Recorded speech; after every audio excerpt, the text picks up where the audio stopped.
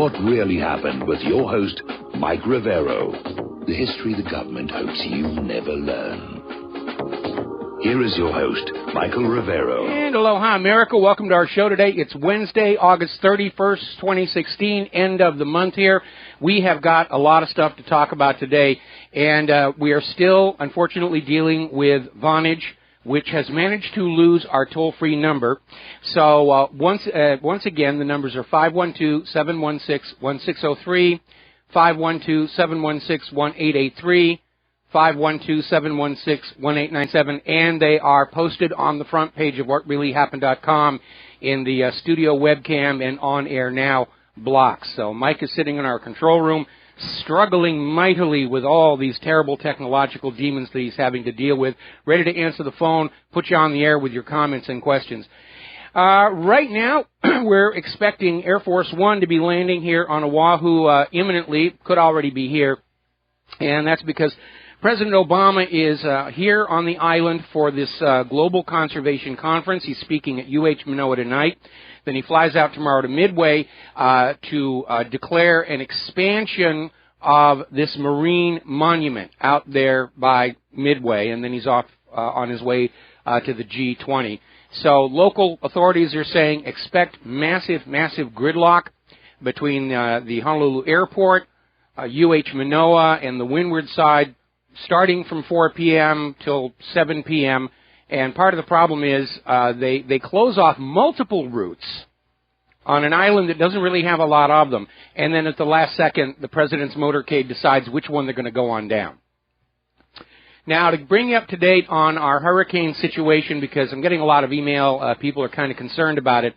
It's big news on the mainland. As of the last report from 8 o'clock this morning, Madeline is continuing to track south. Its eye is no longer going to hit the south edge of the big island. It'll still be interesting to see what happens when the storm goes over that huge plume of rising hot air from all the volcanoes over there. But at this point, it doesn't look like Madeline is going to be a problem for us here on Oahu. Certainly it will be on the big island, lesser so on Maui. Here on Oahu, wind and rain, and we've already got that here. Lester, on the other hand, is a different situation. Its track is north of the islands, and its track is also shifting south. The forecast for the eye is getting closer and closer to the island of Oahu. That's the bad news. The good news is they're predicting that it's going to be losing energy rapidly. It's still a Category 4. Last night, it was as strong as Aniki was, but it's weakened a little bit, and they're predicting it'll be down to a Category 1 by the time it gets up here at 5 o'clock in the morning on Sunday, which is still a serious hurricane if the eye, in fact, passes over. So we're kind of getting all of our preparations back out from the closet and getting, the bottled water and all the rest of that stuff put together. So there's the latest word on our meteorological situation.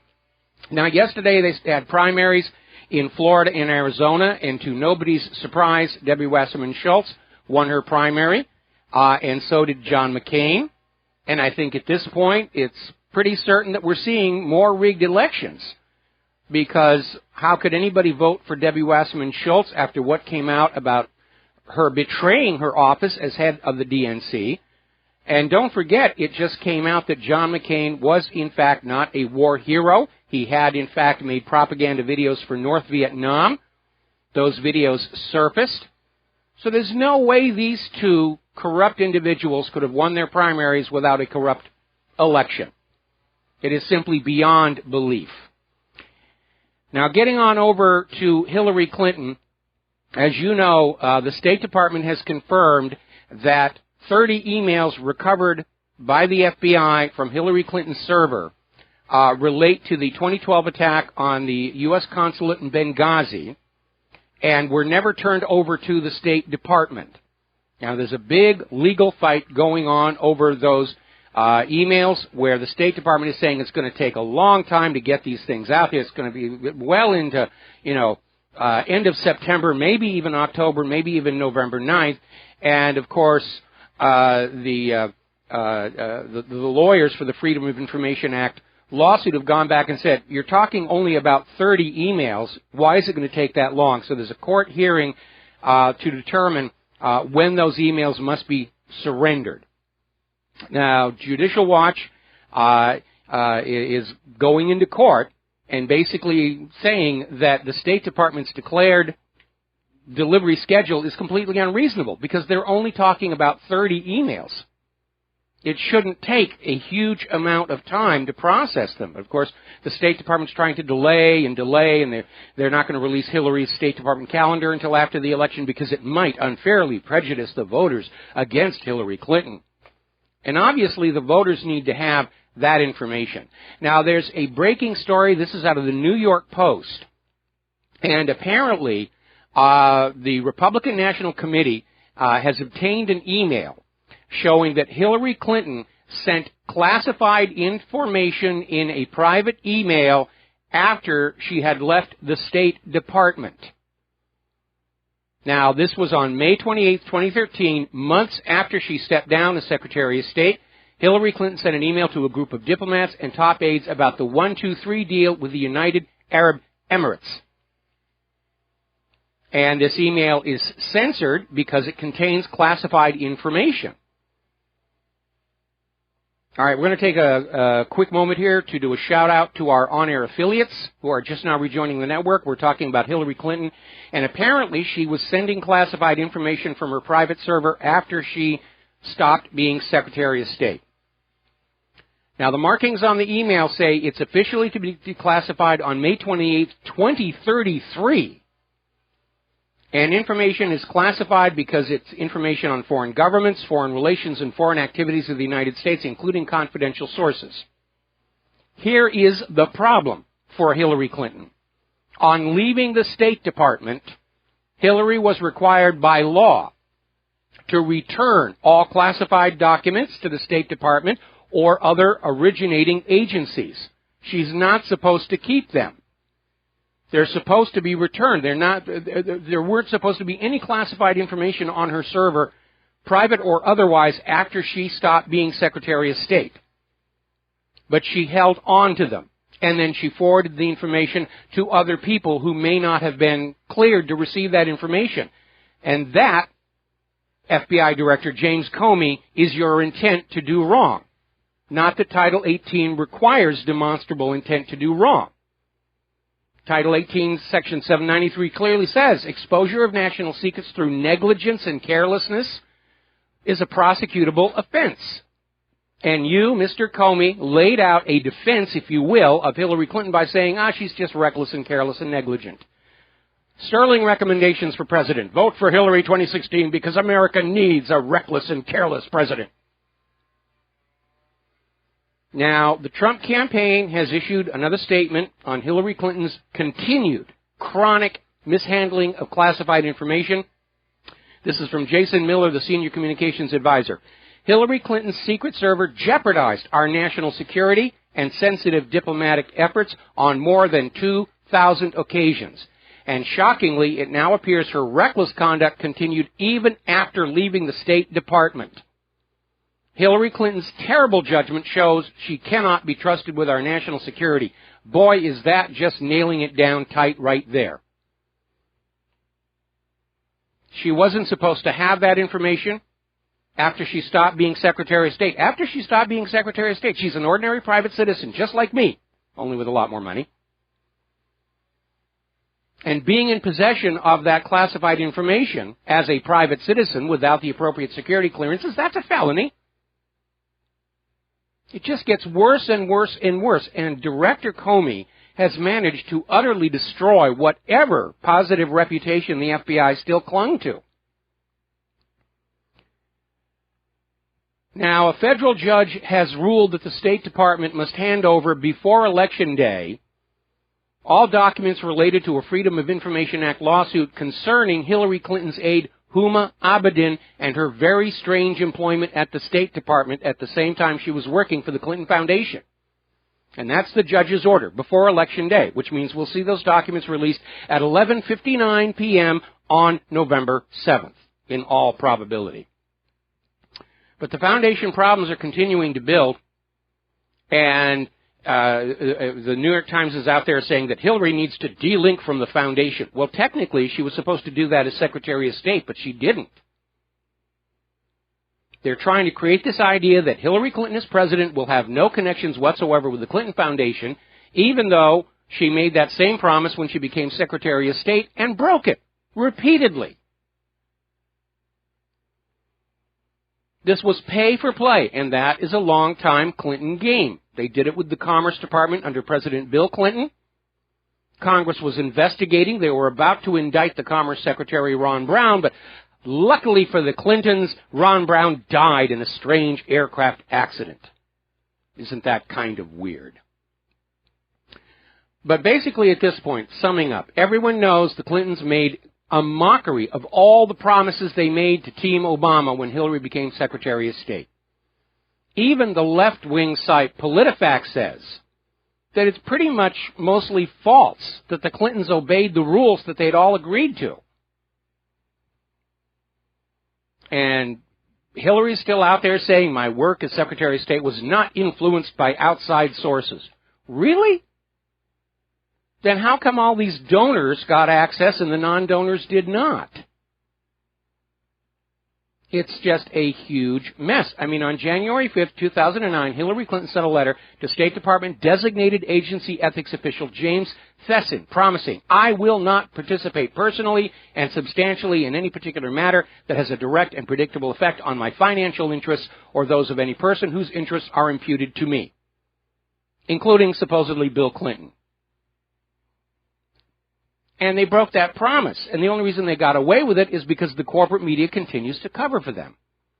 And it gets even more embarrassing because all this pay for play was normally being done through intermediaries to maintain plausible deniability.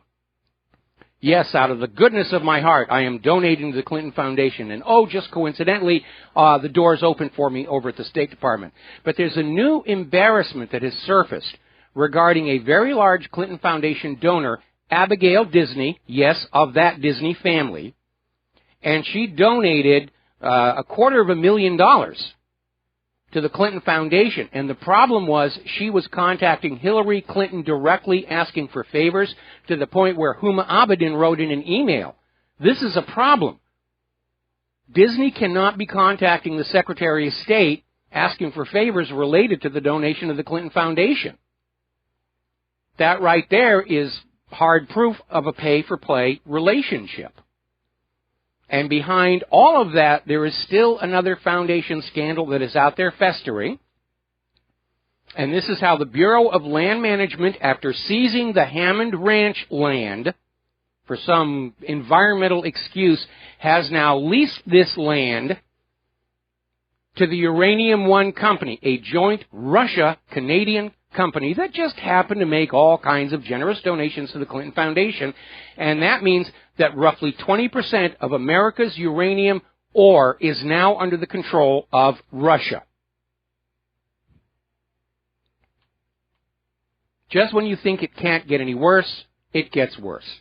Now, we mentioned this yesterday. Judicial Watch finally got the judge to order Hillary Clinton to answer in writing a list of 25 questions regarding her use of the private email server while serving the Secretary of State. This came down from U.S. District Court Judge Emmett Sullivan.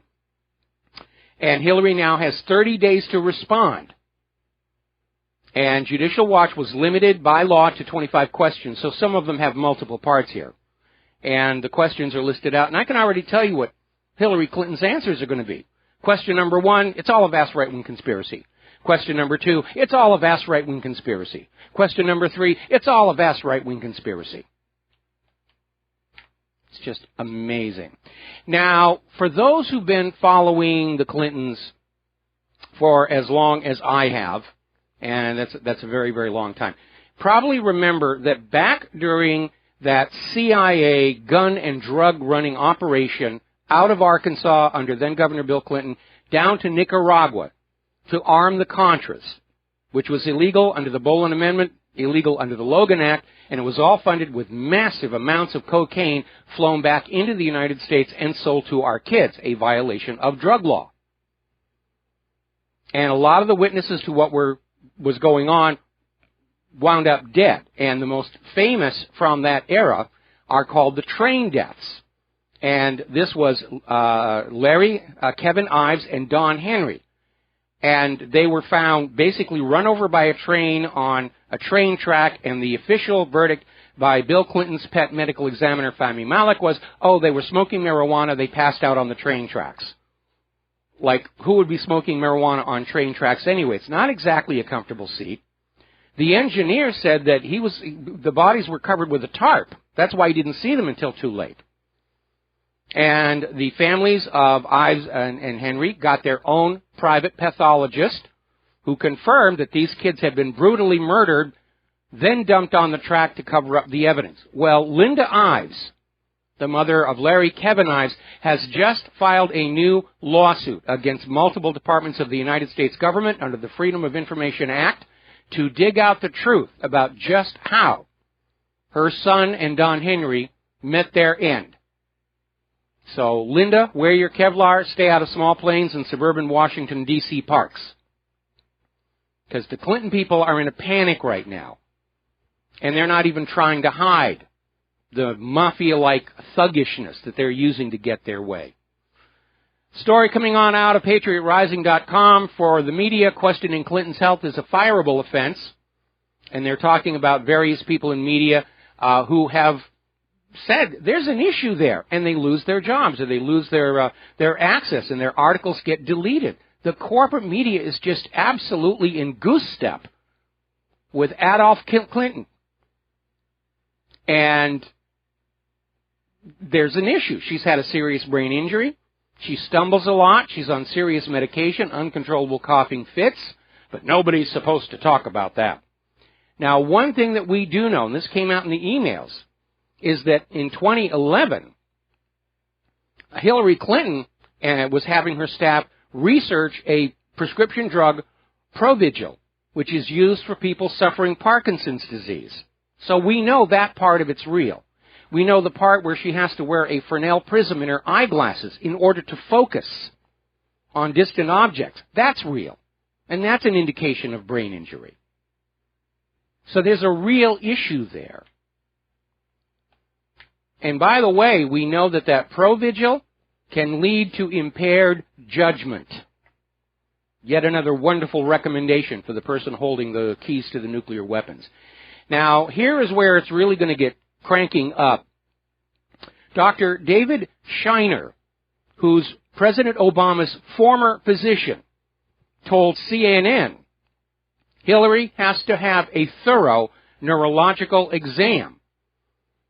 And Shiner basically said this letter that Hillary Clinton has from a doctor saying, yeah, she's fine, that's not enough. It's an opinion. It's not backed up by anything scientific. So now you've got Obama's former doctors kicking this up a notch. As you know, Donald Trump is down in Mexico. In fact, they're on the air right now, the joint statement between Donald Trump and the President of Mexico. And the corporate media was out there, oh, he's grandstanding, he's softening his stance, he's doing all this stuff. And they were predicting there was going to be a huge, huge protest, a mass protest against Donald Trump's visit to Mexico. BuzzFeed is reporting there were more reporters than protesters. And from what I'm seeing here right now, it looks like it was a serious discussion. The President of Mexico is saying, in point of fact, the flow of illegals across the border is in decline. And again, for anybody who's talking about, oh, we've got to have a fair immigration policy, let's just have the same one Mexico does. You can't just walk over the border into Mexico, find work, get free stuff. You walk into Mexico without Mexico's permission, you are going to jail. So fair is fair is fair. Let's have that exact same policy with our border with Mexico. You walk across the border into the U.S., you go to jail. All right, we're going to take a break for some commercials here, and we'll be right back after these few words. Hello, hi, America. Welcome back to our show here. Now, there's an interesting article out of antiwar.com, and it's basically saying that rumor is driving these U.S. accusations that Russia is rigging the election. And it's interesting to note because it goes back and shows where this all came from. Now, remember the other day I was saying, first of all, given that the FBI and the NSA and the CIA can't find the people who are writing ransomware and other malware and the rest of it, it stands to reason they can't know who was hacking those election systems. It just doesn't make any sense. But apparently they had a long chain of IPs through which the hack had traveled. And what they did is they went in and they cherry-picked out 2 IPs that are in Russia and said, aha, this proves Russia's behind it. And that's complete nonsense. In looking at the logs on my server from all the hack attacks that are going on, and there's a small one going on right now, I'm pretty certain that people in Liechtenstein aren't reading my website, let alone trying to hack it. It's just completely made up. They're engaged in Russia bashing. They're trying to basically go back to that Cold War mentality of the 1950s and 1960s. Oh, the Russians are evil. The Russians are bad. You've got to be afraid of the Russians and do what we tell you to do. We'll save you from the Russians. Which is nonsense. Another article along the same line here. This is from Anti-War. Again, the campaign to blame Putin for everything. And there's always news about the Russian threat, the threat from Putin, the threat from this, and so forth and so on.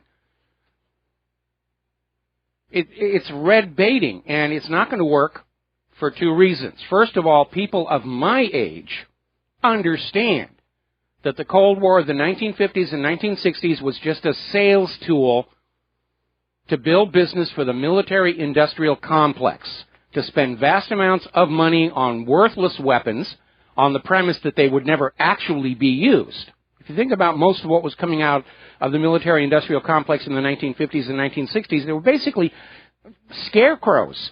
They looked mean, they looked vicious, but they were never actually going to be used. And literally billions and billions of dollars were poured into these weapons, and that's back when $1 billion was really a lot of money.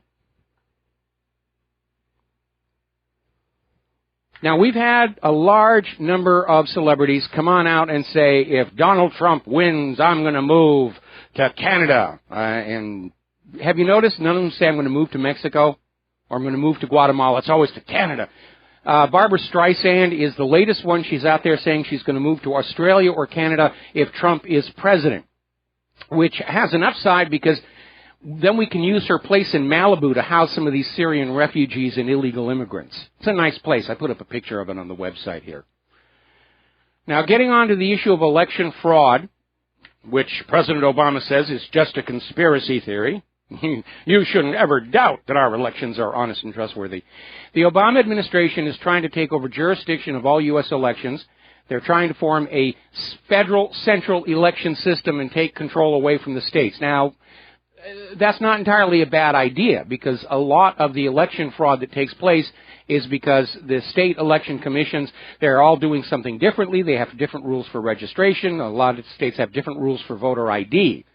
The problem is that the federal government cannot be trusted with this because the federal government right now is peopled with people who are the beneficiaries of election fraud. They don't want the system to change one tiny bit.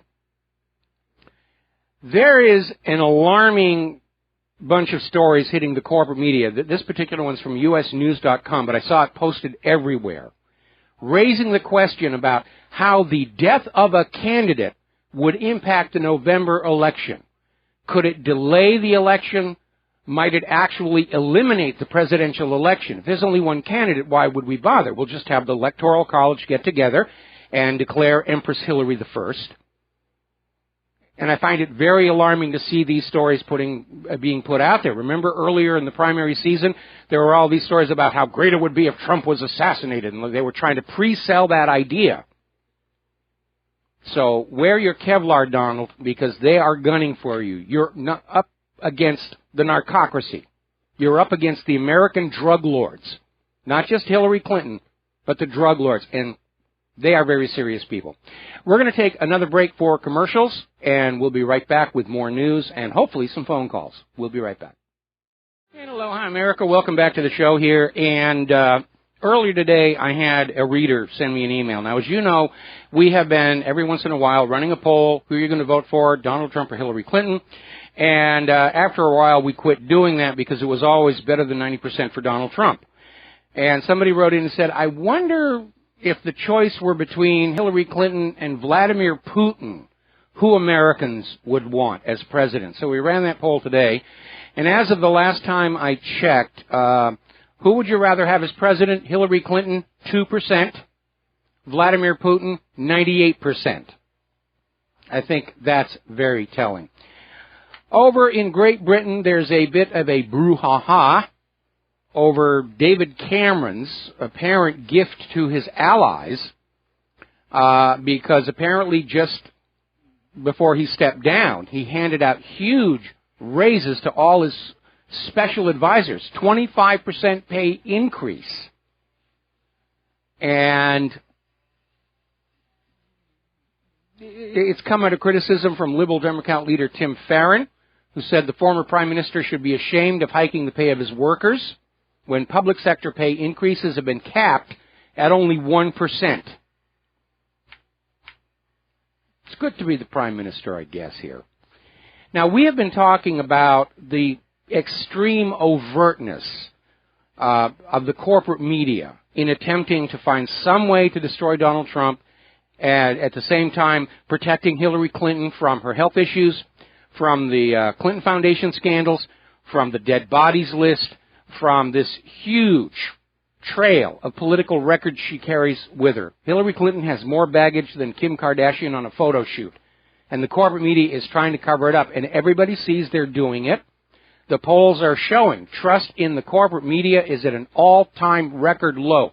6% of the American people still think you can trust the corporate media, to some extent. Even some of those people are like saying, we got to be a little bit careful here. And rather interestingly, there was a recent column published in the New York Post basically acknowledging the complete collapse of American journalism as we know it and saying that it will be a very, very long time, if ever, where the corporate media can recover from what they have done this election year. And I, for one, would not be unhappy if the corporate media self-immolated. They have not served the public interest. The reason we have that First Amendment right to freedom of speech was to allow the media to criticize government wrongdoing without fear of reprisal. And the corporate media has put out a public image of being a watchdog on government abuse. You probably all heard that when you went to public school. When I took journalism in college, that was day one. The media serves as a watchdog on government abuse. We have since learned, no, they don't. The corporate media lies to the American people to the same extent that Pravda and Izvestia did to the Soviet citizens under the Soviet Union. It's the Ministry of Propaganda. We know that the CIA's Operation Mockingbird has put CIA assets in the executive positions of all the corporate media. CNN's newsroom in Atlanta actually has military propagandists literally on staff there, helping to shape the news to convince you to believe what the government wants you to believe. Nobody with half a brain is ever going to trust anything coming off that little screen ever again. The only reason I turn it on is to find out what today's lies are going to be. And I don't believe anything the corporate media says outside the weather report and the sports scores, and they're not even all that good about the weather. Now, turning over to the war zones, apparently ISIS spokesman and number 2 man Abu Muhammad al-Adnani has reportedly been killed in Aleppo. So that's a major setback for them. Syria's army, the Russian army, they're doing a really, really good job, and the U.S. is gnashing its teeth. They can't figure out what they're going to do. Meanwhile, Turkey has summoned the U.S. ambassador for a meeting over Washington, D.C.'s criticism of Turkey's incursion into northern Syria, saying the U.S. criticism is unacceptable. And I already know what Erdogan is going to be saying. Turkey has as much right to interfere in Syria as the United States does, which is to say none at all. But that's the problem for the United States of America, which is inside Syria without the permission of the Syrian government, How dare they stand up and criticize Turkey for doing exactly the same thing? But we know, going on back to that Wolfowitz doctrine, the attitude of the U.S. government is they're the special nation on earth. They're the remaining superpower, and that gives them a right to go into other people's countries and muck about, no matter how much it harms that country and its people. The U.S. is allowed to go into Turkey and Iraq and Afghanistan and Syria and all these other places. You're not. That's the attitude. And these other countries like Turkey are saying it is rank hypocrisy and a double standard. If you have a right to go into Syria, so do we. End of discussion. Meanwhile, French President Francois Hollande is upping the ante in the war of words. He's basically sent a message to Turkey and Russia to stop fighting and do as you're told regarding Syria. You're messing in our sandbox. Get the heck out. And amazingly enough, Hollande is warning Russia not to become a protagonist in the war. I'm sorry, remind me again, who was it who's been trying to get rid of Bashar al-Assad for 5 years? That's right, that's the U.S. government. That's the protagonist here. Russia is there in Syria at the request of the Syrian government. The U.S. is not. Period. End of discussion. These people aren't going to be happy until they got mushroom clouds blossoming all over the planet. And the rhetoric gets even more absurd than that. At a press briefing today, CENTCOM Commander General Joseph Votel was talking about the uptick in confrontations by Iranian vessels in the Arabian Gulf. It's going to rename it. It used to be called the Persian Gulf. We're going to call it the Arabian Gulf. Insisting that U.S. naval forces operating off the coast of Iran are prepared to defend themselves and improve stability and security in the region. Now, take a look at a map. Much of the Persian Gulf is bordered by Iran. It's their coastal waters. General Votel basically said where the U.S. naval forces are operating off the coast of Iran. The U.S. naval forces are 6,000 miles away from any U.S. territory. So who is the aggressor here? And does General Votel really think the American people are so stupid we don't understand that?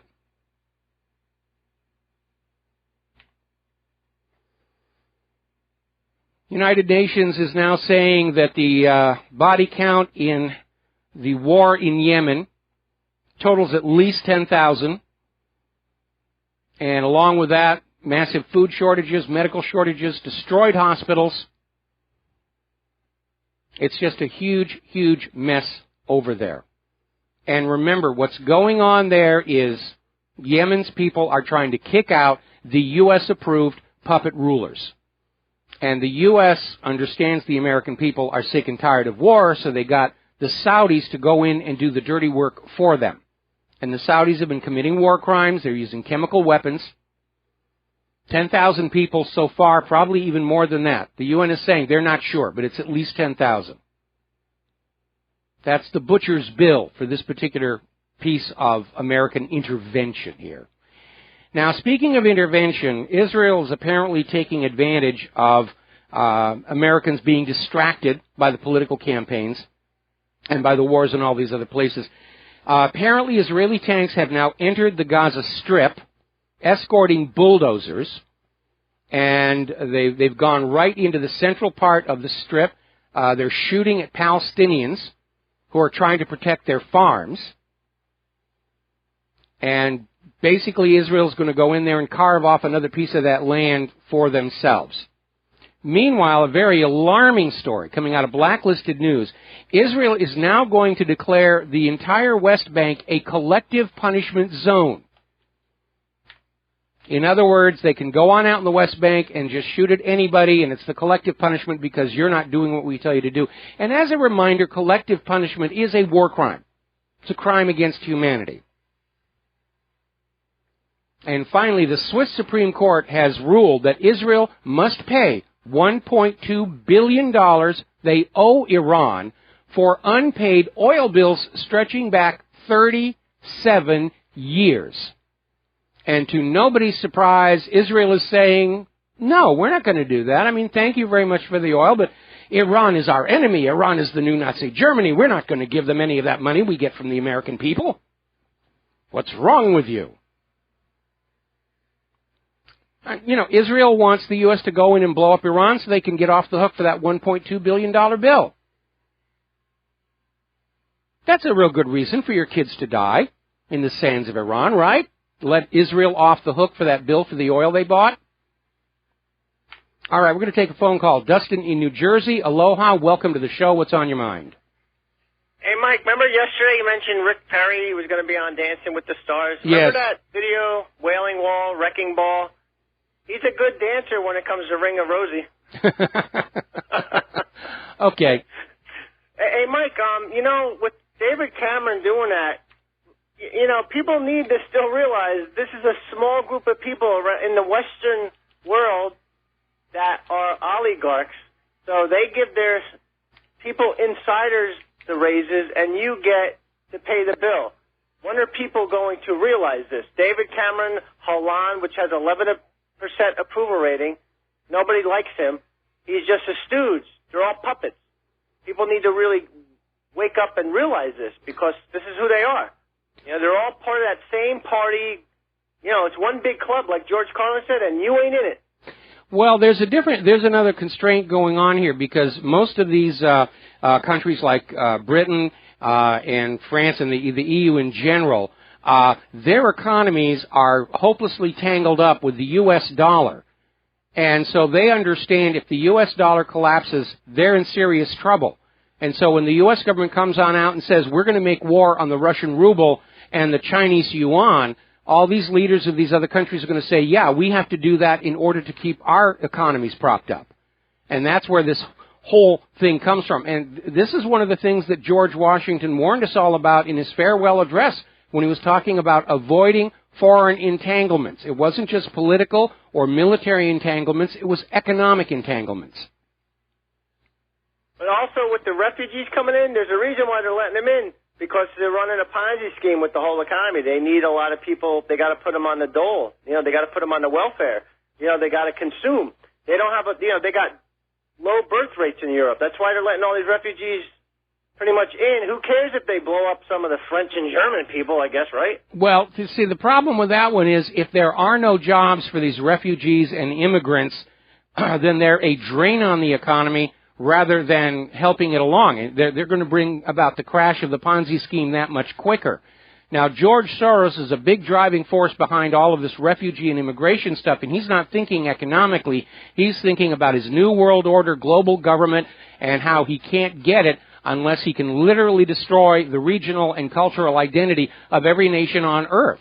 And they've literally described it. When we get enough refugees into Sweden, it's not going to be Sweden any longer. We'll call it Shrunk or something like that. But it won't be Sweden any longer. And the people in Sweden, and for that matter Germany and France, are saying, no, no, no, no. We're Germany. We're going to stay Germany. And that's just the way it's going to be. And Detroit, too, Mike. Can you believe Hillary Clinton was out? A lot of refugees, Mike. Can you believe Hillary Clinton was out there saying Detroit should give its jobs to the refugees? Detroit doesn't have any jobs. You know, she's not thinking clearly. Everybody gets a soundbite and they run with it, and they don't really evaluate it in terms of the reality on the ground. Maybe they just think the soundbite is enough. But this country needs leadership that isn't thinking in terms of soundbite and focus groups.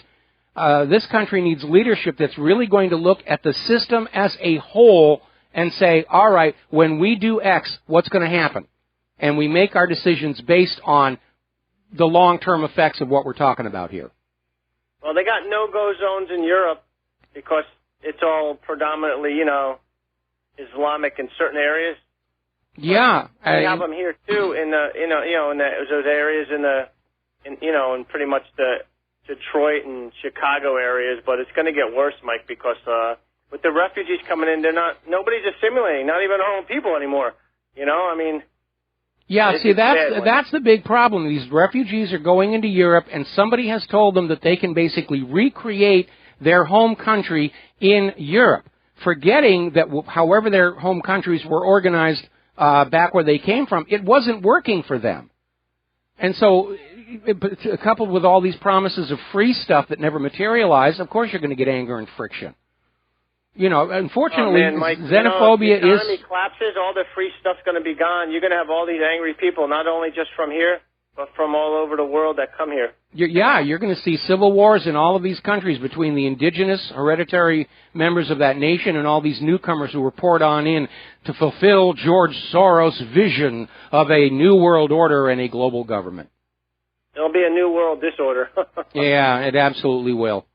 Thanks, Mike. All right, thanks an awful lot, Dustin. We're going to let you go here. Coming up on the top of the hour here. There's been a new wrinkle in U.S. relations with China. Apparently, Sandy Fan Gillis, she's a U.S. businesswoman of Chinese descent, and she was arrested in March of 2015 in China. She was held for a long time without charges. Now she's been formally charged with espionage. And this is going to further complicate things between the U.S. and China. And again, the U.S. wants a degree of conflict with China and Russia in order to detach the rest of the world from the ruble and the yuan and bring them back to the warm, hegemonic embrace of the U.S. Federal Reserve. Note here. So let's talk a little bit about the economic news here. Michael Lewitt, who's often known as the credit strategist, and he's a bond market analyst, and he's out there basically saying we're in the late stages of Ponzi finance, which is his way of saying that 11th marble is about to come home to roost, and it is going to be ugly. We got to take a break for commercials. We'll be right back. Aloha, America. Welcome back to the show here. And we were talking about Michael Lewitt, the credit strategist, is saying we're in the late stages of Ponzi finance. And we're starting to see more and more people basically own up to the fact that our entire economic system, founded on a private central bank that loans the public currency into circulation at interest, is a pyramid scheme. Because by design, it creates more debt than money with which to pay that debt. The instant that first pretty printed piece of paper goes into circulation, more money is owed to that bank than actually exists. And there's no way to reverse that. That's the trap. Private central banking exists to enslave nations to debt. There was a wonderful movie came out some years ago called The International. And it was a thinly veiled retelling of the BCCI scandal about how these banks were getting into weapons manufacturing. And the goal wasn't to make money off the weapons. The goal was to stimulate conflict in countries. Not to control the conflict in terms of who won or lost. They didn't care. It was to control the debt the conflict produces, because to a banker, that's the real value of a war. The debt that is produced. And they don't care which side wins or loses. They make money off of both of them. So the whole system is a pyramid scheme. And all pyramids eventually collapse. Now, up until recently, when a nation enslaved to a private central bank finally crashed, all the other nations with private central banks would leap in and restart the system. But today, because of globalism, all of these private central banks are deeply interlocked with each other, especially with derivatives. When one goes down, they're all going to go down together, and it will be a once-in-a-lifetime opportunity to restart the economies of planet Earth without private central banks.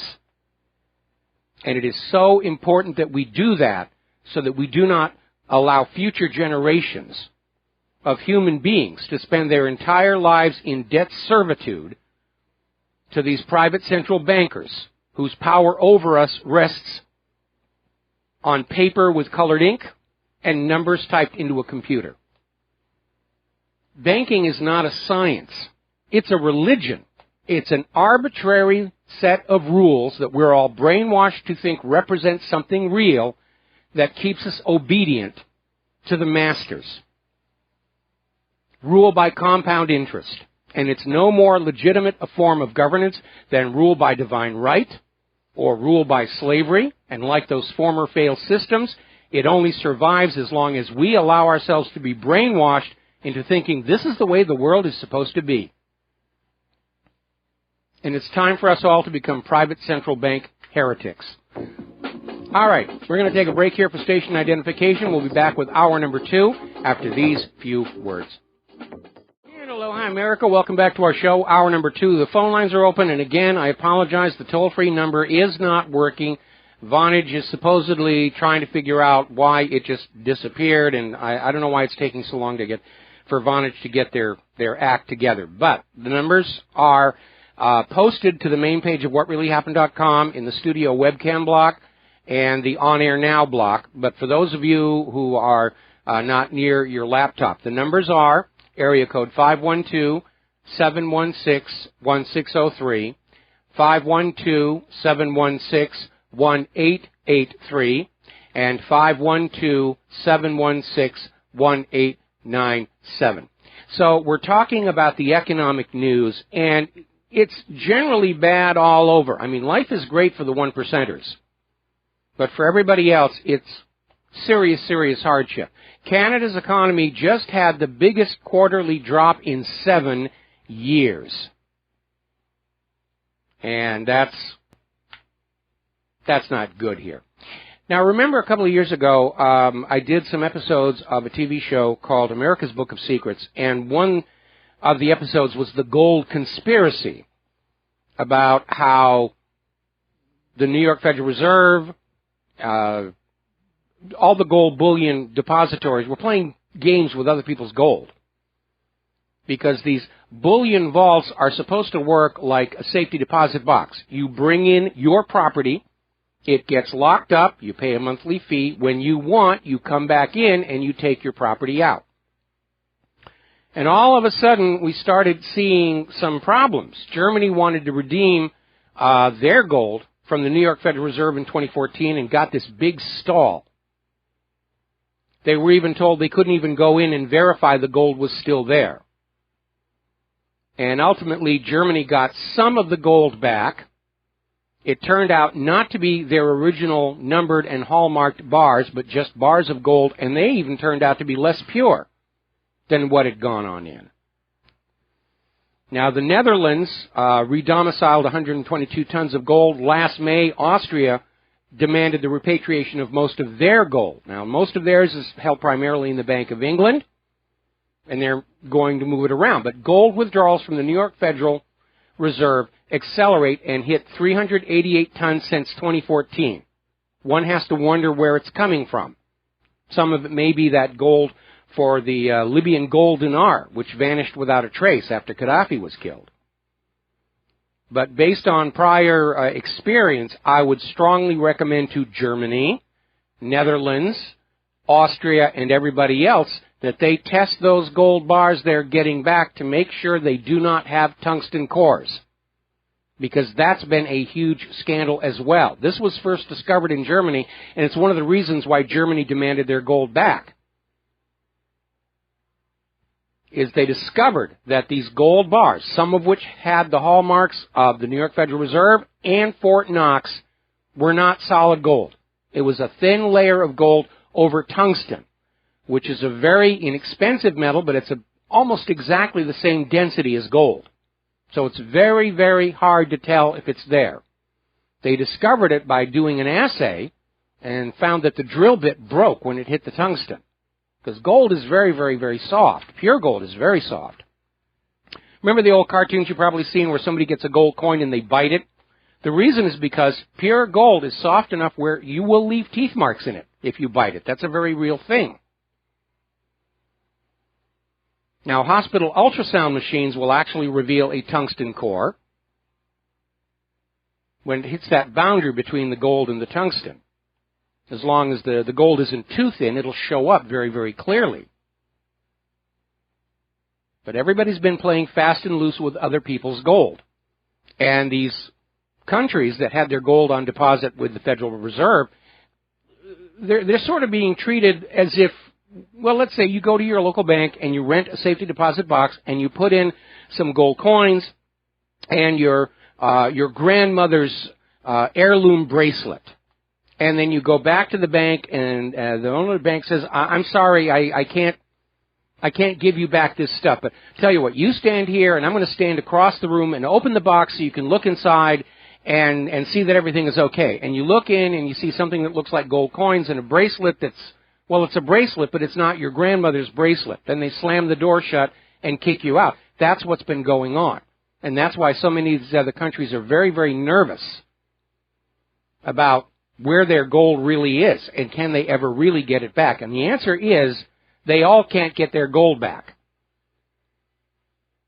The countries that get their gold back first are going to do all right, and everybody else is going to be seriously in trouble. There's going to be a gold run at some point. There has to be. And again, my advice to all of those countries who are getting their gold back from the New York Federal Reserve, check that there aren't tungsten cores in there. Verify the purity, because that's what happened to Germany. Germany's gold came back. It was adulterated. It wasn't as pure as what they'd sent in. Now, Finland is getting ready to try an experiment in helicopter money, but unlike Bernanke here in the United States, the money isn't being dropped all over the banks. They're starting a pilot program where they're going to randomly select a group of about 3,000 citizens who are already on unemployment, and they're going to get a monthly basic income of about $600. And that will replace their existing unemployment benefits. But the idea is this is an income they're guaranteed to receive all the time, no matter what. And they're going to run this study for 2 years to find out whether a guaranteed basic income to the citizenry can help reduce poverty, social exclusion, and bureaucracy, and increase the employment rate. Now, it's certainly going to help reduce poverty. I don't know that this is enough money for them to not feel excluded from society, because a handout is a handout is a handout. I don't see it as increasing the employment rate. Either you've got jobs for your people or you do not. That's what determines the employment rate. Now, over in Norway, their government has been forced to raid their sovereign wealth fund to cover the government's operating costs. Roughly 18% of their 2016 government spending is going to be coming from this sovereign wealth fund. So they're basically raiding the piggy bank just to stay in business. All right, story coming out of Zero Hedge, and we saw this coming. We saw this coming. Germans lose faith in banks, rush to buy safes. And they go back over all these stories about how banks are starting to charge retail customers to hold their cash. Deutsche Bank's CEO came out basically saying that there's fatal consequences for savers in Germany and Europe. When he came out with the negative rates. And so what we have here is basically a reversal of the model of banking that we all grew up with, where we would take our money into the bank, put it in a savings account, the bank would loan it out at interest, they would split the interest with us for using our money, and our money in the savings account would grow. That was the whole idea of a depositor bank. Now, of course, the new model is that they will guard and protect your money in exchange for a small fee. And to nobody's surprise, the German people are starting to pull their money out of their savings account, and they're buying large, heavy, built-in safes for their home. They're feeling that they want their money under their control. And this is going to be impacting the banks, who will just type more numbers into the computer to make it look like they're still doing very well. But the system is breaking down. We're going to do a shout-out now to our on-air affiliates who are just rejoining our network. We are talking about the economy. And again, for the benefit of our on-air listeners, our toll-free number is still lost somewhere in the wilds of Vonage. So if you want to call on in, the numbers are 512-716-1603, 512-716-1883, 512-716-1883. 888-400-1897. And these numbers are now posted on the front page of WhatReallyHappened.com until such time as we can get our toll-free number working again. Now, over in Italy, it has reached a point where 30% of the unemployed people there have given up searching for work. And that's something that happens when you have massive unemployment and no jobs. People just quit looking. We have, in the United States of America, roughly 94 million Americans willing and able to work who haven't been able to find jobs for months or years, and they've quit looking. And because they've quit looking, the U.S. government puts them in a category off to one side, so they're not counted as part of the official unemployment rate. It's just one of the ways that they cook the books on this whole deal. But Italy is in serious, serious trouble. They could suffer an economic collapse sufficient to bring down the entire Eurozone. Okay, we're going to go ahead and grab ourselves a phone call. Aaron, aloha, welcome to the show. What's on your mind? Hey, how's it going? I like your show. Thank you. I was going to make a couple comments on gold and tungsten. I don't think they're the same density. I think they're really close in specific gravity. Tungsten is very, very dense, and gold is very plowable or no, you're confusing strength and density. You're confusing strength and density. Gold is very soft. Tungsten is very, very hard. That's what I meant. Yeah, okay, yeah. But no, they are very close, and that's why tungsten has been the material of choice for people who are faking gold bars and coins. Right, but I don't think they're the same density. I think they're the same specific gravity. That's why they use tungsten to hide the gold. They have the same specific gravity, not density. I think we're sort of quibbling over terminology here. Right. But basically, right. Let me rephrase that. The same, if you have 1 ounce of gold and 1 ounce of tungsten, they're going to weigh virtually the same amount. Yes. Okay. All right. Then we're in agreement there. You had something else you wanted to say. I guess you were talking about handouts. I don't want to list the state I'm at, but in our state, there's a thing called old age pension, and if you're 60 and poor, you get about $750 plus food stamps. They've been doing it for 5 years, and I thought it was a Obama thing, but it's not. It's a state-run thing. And I guess they did it because they don't want a bunch of seniors eating out of garbage pails. But I have several friends and know several people that are on it. It's called old age pension, and it used to be $620. Now it's $750 plus about $150 in food stamps. That's about $1,000 a month. And that they've been doing it for 5 years. I don't know how they fund it because our state is not, our budget is in the hole. But irregardless, that's what they've been doing. Well, I've always held that the real quality of a society is found in how they treat the vulnerable members of their population, whether they're old people, wounded veterans, children, and so forth. And we should be taking care of people who are no longer in their productive years. That's what Social Security was sold on, but that's been looted. That's on the edge of going broke. Unfortunately, we have got a federal government that has grown so corrupted, they have absolutely no empathy for elderly people or the chronically unemployed or the wounded veterans. They just look to grab that money for themselves. That's what Bill Clinton did when he was president. In order to create his federal budget surplus, he looted the cash surplus out of Social Security that was put there for the baby boomer retirements. And now the baby boomers are retiring, and the money for their Social Security checks just isn't there. Right. And I agree with you totally. We could stop all these wars and you put the money back into society. And I'm just saying, I think you mentioned something about a test run that they were doing in some state giving out money for unemployment. They've been doing this test for 5 years, and it seems to be successful. No, that was over in Norway that they're doing that. Oh, Norway. Yeah. Okay, well, our state's doing that, and apparently it's successful because they haven't quit doing it. And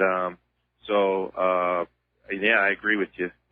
I think the money should go back to the lesser of our society, or even just the lower middle class or the middle class, instead of these wars, these never-ending wars. But that's what Bush said. He said this will be a 100-year war, a multi-generational war, and that's what he promised, and that's what we're going to get. Well, that was the policy coming out of the Project for the New American Century. But it's not just caring for the elderly and the disadvantaged, when you look at the sheer volume of money that has vanished into the military-industrial complex. Oh, yeah. Really. I mean, that money could have been could have been spent to rebuild our manufacturing, to bring back natural, organic agricultural produce that other nations want to buy from us. The nation is being bankrupted in this quest to conquer the world, and it's going very, very badly.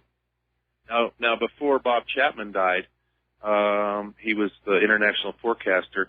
He said that they won't be confiscating your gold and silver; they'll be confiscating your pensions, and that's what I've heard is happening across the nation. Is states and judges are reducing the people's money that's in there, and they're changing the rules. People have been in there 35 years. So he predicted right. I thought Bob Chapman was crazy. I said that would never happen. The government would never steal the pensions.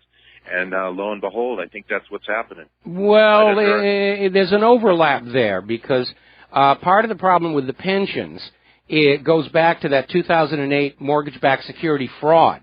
Because when these Wall Street firms were putting these bundles together, Wall Street's pet rating agencies all gave them AAA ratings, which made it legal for pension funds to invest in them. Because pension funds, retirement funds are dealing with people who are too old to start over again and rebuild their lives. They're under very strict restriction as to what kind of investments that they can put money into. They have to be AAA guaranteed the best. And Wall Street's pet rating agencies all said these are AAA investments. Of course, they weren't. They were absolute junk. And when the mortgage-backed security fraud fell apart, these major pension funds, private and governmental, were all defunded. But nobody wanted to stand up and say Wall Street did this to us, and instead we heard about, people are living too long, they're expecting too much, and telling everybody you're going to have to make do with less because otherwise we're going to have to go after the bankers, and we don't dare go after the bankers. It doesn't even have to be Wall Street. Look what happened with Enron. Ken Lay and his buddies locked out 80,000 of his employees. They said they need to change their pensions to a different company, and there's a 6-month lockout, so they couldn't change any of their allocations. They couldn't pull money out. They couldn't quit and pull their money out. They couldn't change anything for 6 months. In that 6 months, their stock went from $280 to 35 cents a share. And 80,000 employees lost all their money. That was an ugly situation. There's a documentary about it called The Smartest Guys in the Room, and it doesn't have all the topless girls of Wolf on Wall Street, but pretty much everything else in terms of that behavior is definitely in there. And that's a documentary worth seeing. Ken Lay and his buddies didn't sell anything. They were just a conduit to electricity. If you remember, during that time, one of the power plants went down and one was under maintenance, and I think electricity or something, there was a fire at one, and that's where California's electricity rates quadrupled. And what are you going to do? You're going to tell them you're not going to pay it? They'll just shut you off. Well, it was more than that. It wasn't even. It wasn't even. He was all involved in that. It wasn't even fires. I mean, literally. Again, watch that documentary, The Smartest Guys in the Room. They literally were telling electrical generation systems, shut down, do your maintenance now, and they were artificially creating shortages in order to drive those rates up. And you need to understand that when Al Gore set up his carbon trading scam, his number one consultant on how to make this all work was Ken Lay. And Al Gore's plan was to do to planet Earth with carbon dioxide what Enron had done to California with electricity. And they don't just do it with electricity, they do it with concrete. If you remember after Katrina, all the big destructions, there's only 3 plants that manufacture lime. And lime goes into, or cement. You need cement to make concrete. And one of the plants was down for maintenance, which left 2. And I think that one of the other plants had a malfunction. And I worked in that field, and concrete was $75 a yard, and it shot up to $350 a yard. And that's because they were trying to rebuild. That happened after Katrina. So these are, the corporate world is just as criminal as the political world. They just sit around in boardrooms playing. It's just like playing chess. How can we Yeah, it really is. And look at all the stuff that's going on with all these medicines that are being shot up 7-8 times in price. Going to have to let you go here, Aaron. We got to take a break for commercials, and we'll be right back. Hello, hi, America. Welcome back to the show here and following up on the phone call about gold. These are the actual numbers. The density of gold is 19.3 grams per cubic centimeter. The density of tungsten is 19.25 grams per cubic centimeter. So that's the final word on the density issue here. Now, over in India, there is a major one-day protest strike walkout. Tens of millions of Indian workers are getting ready to do a general strike on Friday to protest the anti-labor and anti-people policies of the right-wing Hindu communalist Bharatiya Janata Party government. And if you will remember your history, general strikes across the entire nation was a very powerful tool that Gandhi used to get the British to finally get on out. So when they have a strike in India, they don't mess around over there. If we have that kind of resolve in the American people, where somebody says we're going to have a general strike and every single American went along with it, we could shake this corrupted government down to its very foundation. Unfortunately, we have a lot of people who are still sitting around saying, I don't have to deal with this. There's somebody else who's going to make it all better for me. No. If you let somebody else take care of things for you, they're going to take care of things to make their lives better, not yours. There are no angels in government. There never have been. Now, apparently in the second quarter of 2016, 812,000 subscribers to cable TV canceled their subscriptions. And I'm sure part of it is economic reality. I think the other part of it is there really isn't much of anything new out there. I mean, the other day I was standing in my bank and they had a TV set on the wall, which I guess they got sick and tired of the propaganda from CNN. They put it on the Food Channel, and they were having a cooking competition between the children of the Food Channel stars. I mean, that's a reach. And the kids are great, and they know what they're doing and everything, but I mean, really. And how many times can you watch The Bourne Tedium? There was actually a rock song out there, I think, in the 1990s, 57 channels and there's nothing on. We got that today. We got thousands of channels, and it's all the same stuff. I've gone down that little list, and I'll see different networks, different channels, and they're all playing the same movies over and over and over and over again. If I wasn't using my cable company for my high-speed internet access, I think I'd probably disconnect as well. There just isn't anything out there. And all the new stuff coming on out, it's a remake of stuff we've seen before and nowhere near as good. Hollywood right now is going through the same thing they went through following the McCarthy era, where really creative people were driven out of Hollywood because they refused to think the way the government thought they should think. And the films from that era of Hollywood are not very good at all. Not very good at all.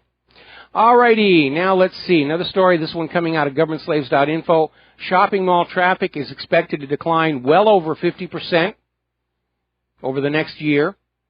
And the malls are out there saying, well, it's everybody's buying things online now, and it's, they're the competition and stuff. Well, partly yes, and part of the reason for that is that retail establishments, in order to maximize their profitability, they've dispensed with the idea of selection. You don't have the wide variety of product there that you can choose from. It's just a couple of different variations on a theme. And so people who can't find what they really want are going to go home and they're going to go online. And going online is not their first choice. The whole essence of retail is instant gratification. I'm going to walk into this store and I'm going to see the thing that I want. I'm going to give them money and they will give me what I want and I'll go home and everybody's happy. But I cannot tell you how many times I have gone into, for example, the local Best Buy, and I'll go in with a specific request of something that I need to keep all of this nonsense working, and I'll be told, no, we don't actually have it in stock, but we can special order it for you. And my reply to that is, I can special order it myself. They seem to have forgotten that basic principle that drives retail, instant gratification. Show me a wide bunch of stuff, let me pick what I want, I'll give you my money. You forget that, you've lost your retail operation. All right, we're going to take a break for commercials. We'll be right back. And aloha, America. Welcome back to our show. We're going to go ahead and take a phone call from Ed in Michigan. Aloha, Ed. Welcome to the show. What's on your mind? Oh, hi, Mike. I had sent you a text a week or so ago. I was asking you, I'm not sure what you've been talking about, so this is probably way off subject. Have you seen anything about the electric universe theory? Yeah, I've had a lot of people sending stuff to me, and there's some interesting aspects to it. But it's sort of being presented as a complete new cosmology, and there seem to be some fundamental flaws with their primary assumptions on that. That's what I wanted to ask you about, how you thought about it and that kind of thing.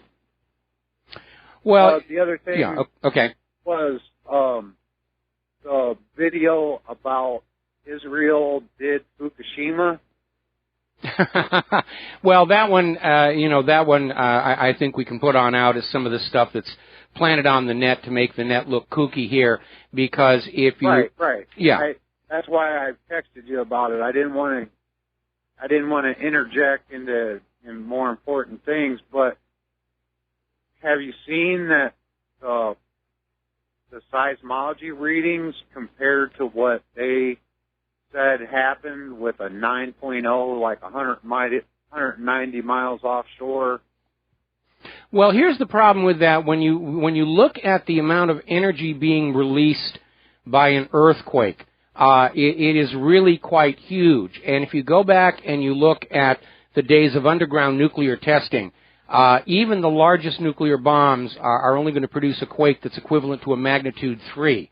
And you have the problem of how does somebody get that far down under the floor of the ocean, deep down in that fault line, to plant a nuclear device to trigger a quake?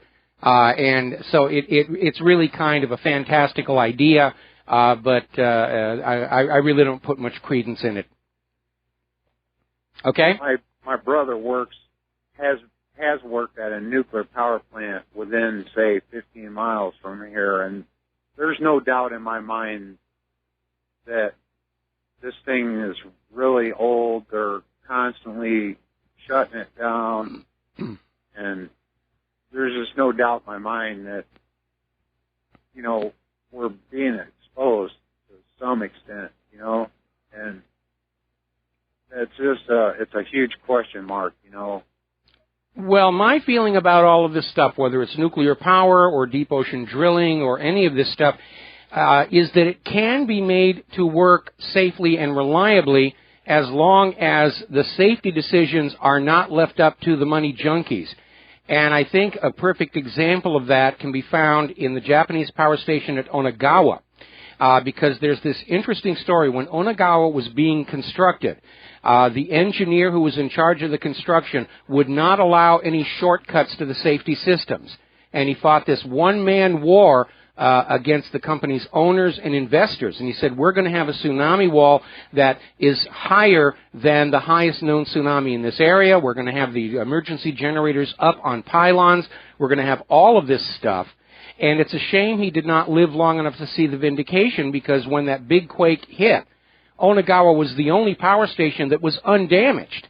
And if all of those power stations had been built to that same high standard, we would not have had any of these kind of problems. So the technology is there. It can be made to work. But when you let some money junkie start making those decisions, and they're thinking solely in terms of dollar signs, you're going to have a problem. San Onofre is another good example. They were going to go on out, and they decided they wanted to enlarge the heat exchangers to get more heat, more steam out of the reactors to generate more electricity and make more money. They told the Nuclear Regulatory Commission that it was just maintenance. They sort of hid, because otherwise the NRC would have come on in and had to reinspect the new heat exchangers. And somewhere along the line, somebody changed the specifications for the metal tubes for the heat transfer, and they chose a cheaper alloy that was more susceptible to damage from that primary coolant radioactivity. And as a result, it failed after a short time, and now they've had to shut the whole reactor down. And it was all because somebody made decisions on the basis of dollar signs and not what was actually going to work. Right, right. I think I was in like the 3rd or 4th grade when 3 Mile Island situation was going on, and they really, it was huge. It was huge in the news when that was going on. Oh, I remember that one. I remember, and I still think about this, and it was funny, seeing a live broadcast from 3 Mile Island where somebody was up there in the corporate media saying, absolutely no radiation has been released, it's just steam, everything's perfectly safe, and I'm going to prove it with this Geiger counter, and he switches it on, and it immediately goes right to the red line. And he's like, whoa, you know, and they cut to commercial at that point. Okay? Well, I know for certain people out there, you're really interested in your program, and I'm one of them. So keep up the good work, and let's try to keep a certain person out of the White House this year. I think that's kind of like our duty.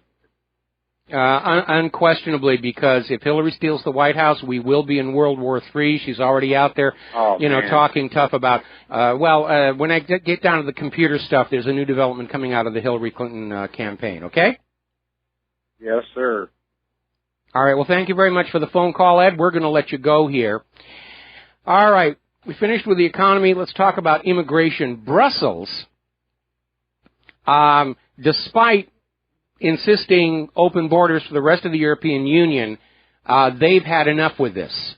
They are now revoking refugee residency, and they're trying to dig their way out of this huge migration hole, and they're going to start sending the refugees back home. So all of these refugees and rapists and everything are okay for the rest of the European Union, but not for us. We're the capital of the superstate here. We don't have to follow the same rules that you do here.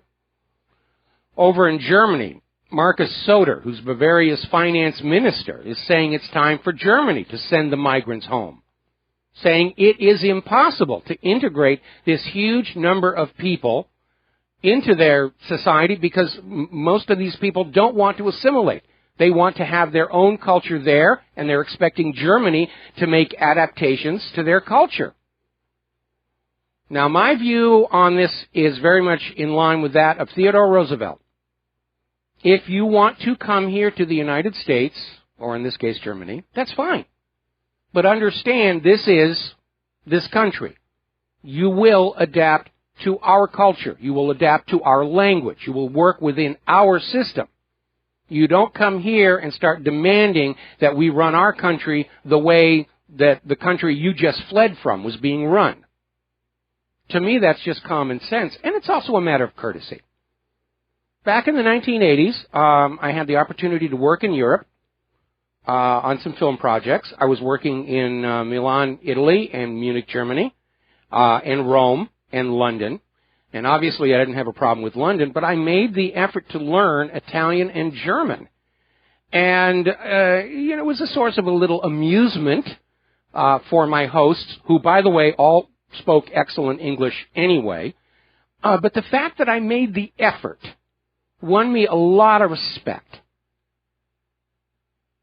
And I did have this one incident that I'll never forget. One of my hosts in Munich, we took a weekend off, and he took me out to Ehrenchiemsee, which was the island palace of Ludwig III, the Mad King of Bavaria. This is the guy who built the Neuschwanstein. You've seen that castle. It was the pattern for Disney's castle at the parks there. You've seen it in movies like Chitty Chitty Bang Bang. I mean, it's a cultural icon. It's a very, very beautiful place. Neuschwanstein, which is New Swan Castle.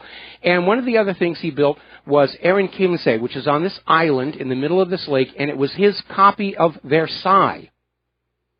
And wasn't completed, but while we were there, we ran into some people from Texas. And they were living down to every stereotype of the ugly American about, don't you speak English? What's going on here? We got something bigger than this down in Houston. And I was saying to my host, don't tell anybody I'm from the same country that those people are, because it was really very, very embarrassing here. All right, getting on back to Germany, we're seeing a growing chorus of the German people saying Merkel must go, even in her own constituency. They're saying there could be a major humiliating defeat in her own back garden this weekend. They're having a regional election, and she may take a drubbing. This has led to an article that we have over in the local saying, what are Merkel's chances for remaining chancellor? And they're saying it's not very good, and in point of fact, as they get closer to the final election, Merkel may just decide not to run rather than suffer a major, major humiliating defeat. So, now the International Organization for Migration is out there saying the United States has achieved the goal of bringing 10,000 Syrian refugees to the country in 2016, and they met the goal 1 month ahead of the scheduled time. Huzzah, huzzah, huzzah. We're number one. We're number one. And Obama wants to up the numbers. So does Hillary Clinton. What are these 10,000 Syrians going to be doing for work? We don't have enough jobs for American citizens who live their entire lives here. Are these 10,000 Syrians just going to be living off government paychecks funded by your tax dollars? They're not going to be a new foundation of a restored American economy if there aren't jobs for them to be doing. That's just the hard reality. But George Soros, who's pushing this whole New World Order global government, he doesn't care if there are jobs or not. His goal is to dilute the national identity of the United States of America or of Europe. We're seeing our identities under attack, our cultural identity, our historical identity. All this fuss about the Confederate flag. Even our gender identity. They've got us confused as to what restroom we're supposed to be using, even though scientists are saying there's actually no scientific basis for the concept of transgenderism. It's just not there. It's something that was made up. And there is another little embarrassment going on because apparently the Internal Revenue Service has discovered more than 1 million Americans whose Social Security numbers have been stolen by illegal immigrants. And they never bothered to tell the taxpayers whose numbers were stolen and are being used by these illegal immigrants. And these taxpayers don't know their identities are stolen. And their Social Security files and tax records may be totally messed up.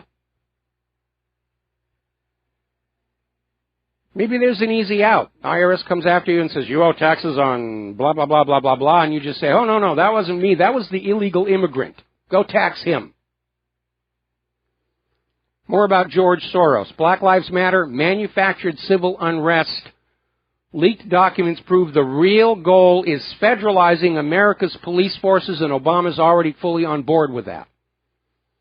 No more state police, no more local police, a federal police force overseeing all of us, and just as brutal and savage as the ones we have right now. It's the emergence of the federal police state. That's what's going on.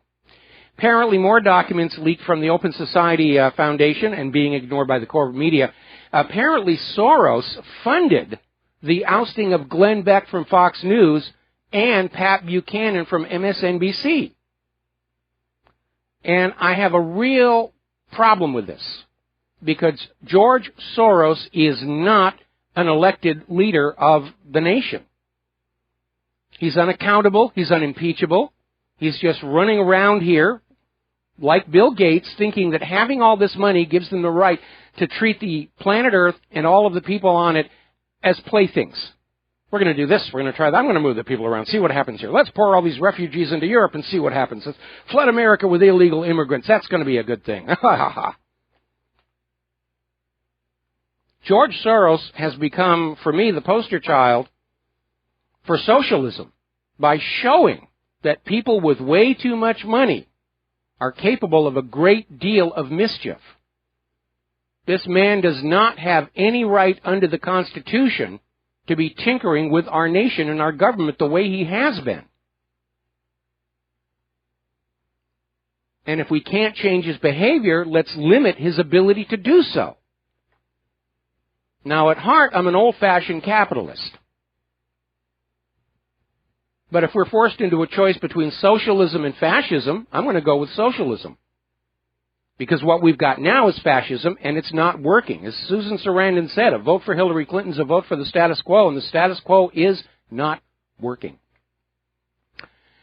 Now, if you are a gun rights advocate, and we are all gun rights, well, most of us are gun rights advocates. The gun grabbers are out there, oh, the guns are bad, the guns are bad. Have you ever noticed the gun grabbers themselves either have guns that they think they're entitled to and want to disarm you, or they've never held a firearm in their life and they don't really have a clue what it's about. They're running around with this hallucination in their brain that just having a gun on the shelf, it's going to leap up and kill people all by itself. And they grab onto this idea of an assault weapon, which, by the way, even the companies who make those things don't call them that. It was a made-up name to make them sound evil. Assault weapon. If you think about it, any gun is an assault weapon. If you're assaulting the 7-Eleven or the gas station or the bank, you're assaulting them, it must be an assault weapon, even if it's a flintlock.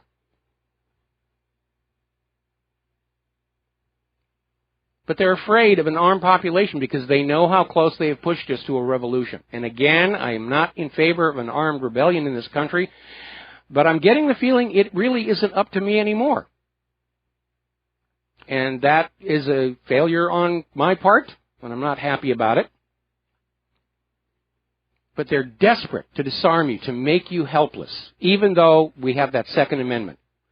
You know, it's funny, you see all these people running around saying we shouldn't judge all Muslims on the actions of a few crazies. Why don't the gun owners get that same break? Every time there's a shooting, oh, it's all those gun owners collectively, we've got to disarm them. Talk about hypocrisy and double standards. We got to take another break here for commercials, and we will be right back. And aloha, America. Welcome back to the show here. So we're talking about the gun grabbers, and they're trying to find some way around that Second Amendment. And more what we're seeing is if they can't take away the guns, they'll just make it impossible to get ammunition. And we have had this talk about incredibly high taxes on ammunition, background checks on ammunition, serial numbers on ammunition, which is going to make it prohibitively expensive. And the latest one, this is a story that came out of Conservative Daily, where the ATF has arbitrarily declared nitrocellulose to be a high explosive, making it illegal for any company to transport or store it. Now, nitrocellulose, yes, it is a propellant, and it's used to make smokeless gunpowder. If you can't get nitrocellulose, you can't make smokeless powder. If you don't have smokeless powder, you don't have ammunition. Doesn't affect us black powder enthusiasts, but you understand where we're going with this. What they're trying to do is come up with this country where you have a right to keep and bear arms, but you're just not allowed to have any bullets to go with it. I mean, this is extraordinarily underhanded. Ammunition companies have been handling nitrocellulose safely ever since smokeless powder was invented. And now it's a high explosive. You have to have all kinds of new rules. You have to have this. You have to have that. And it's thrown the entire firearms industry into chaos, trying to figure out what they're going to do now. All right, we're going to go ahead and grab a phone call. Jeffrey in North Carolina, aloha. Welcome to the show. What's on your mind? Hello, Mike. How you doing? Doing okay.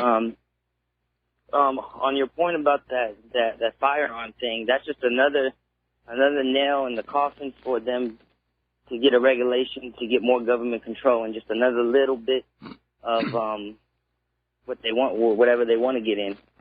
Well, what they want is a completely helpless and disarmed population. But that's just like another, that's just another nail, just like, with the whole organic food and how, they chip away at raw milk, and then it's just little chips here and there, see, what they can do. And that brings me to my, that's how we know you're not going to be able to stop, nobody's going to be able to stop this next, world war.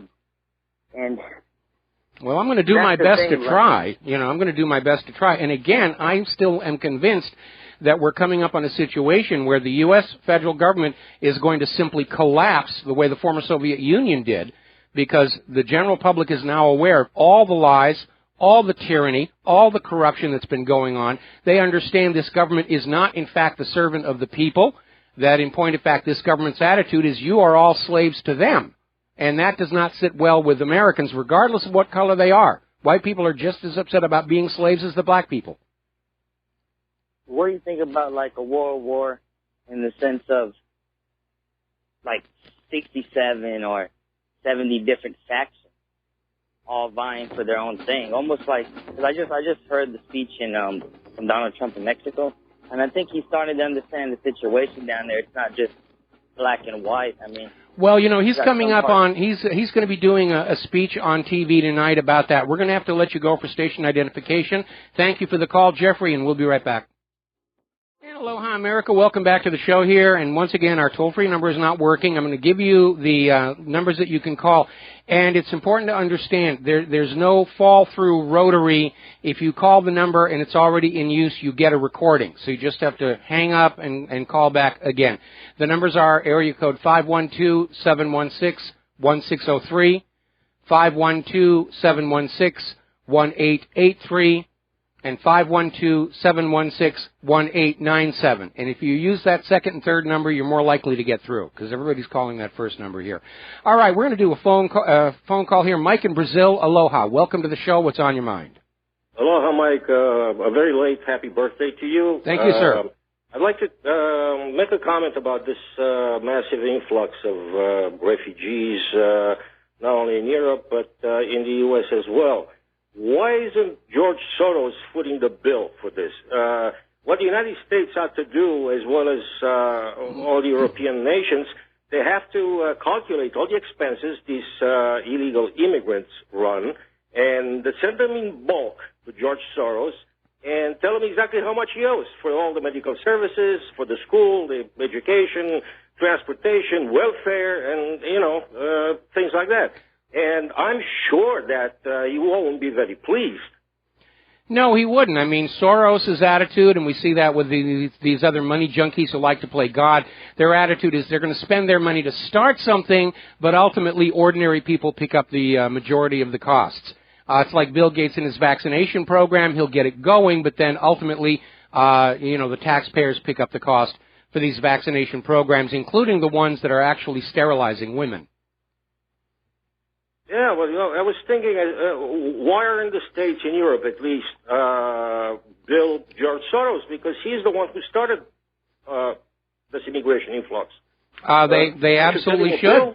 Well, let's start a class action lawsuit. Absolutely, because George Soros is provenly behind all this. Therefore, he should assume all the financial responsibility for what happened. I agree. I absolutely agree. Yeah. And another point, another question I'd like to ask. I mean, this is more of a question than a comment.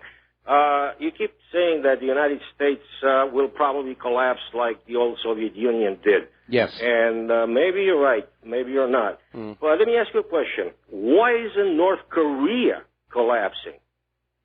Because North Korea is the last Stalinist stronghold on this planet.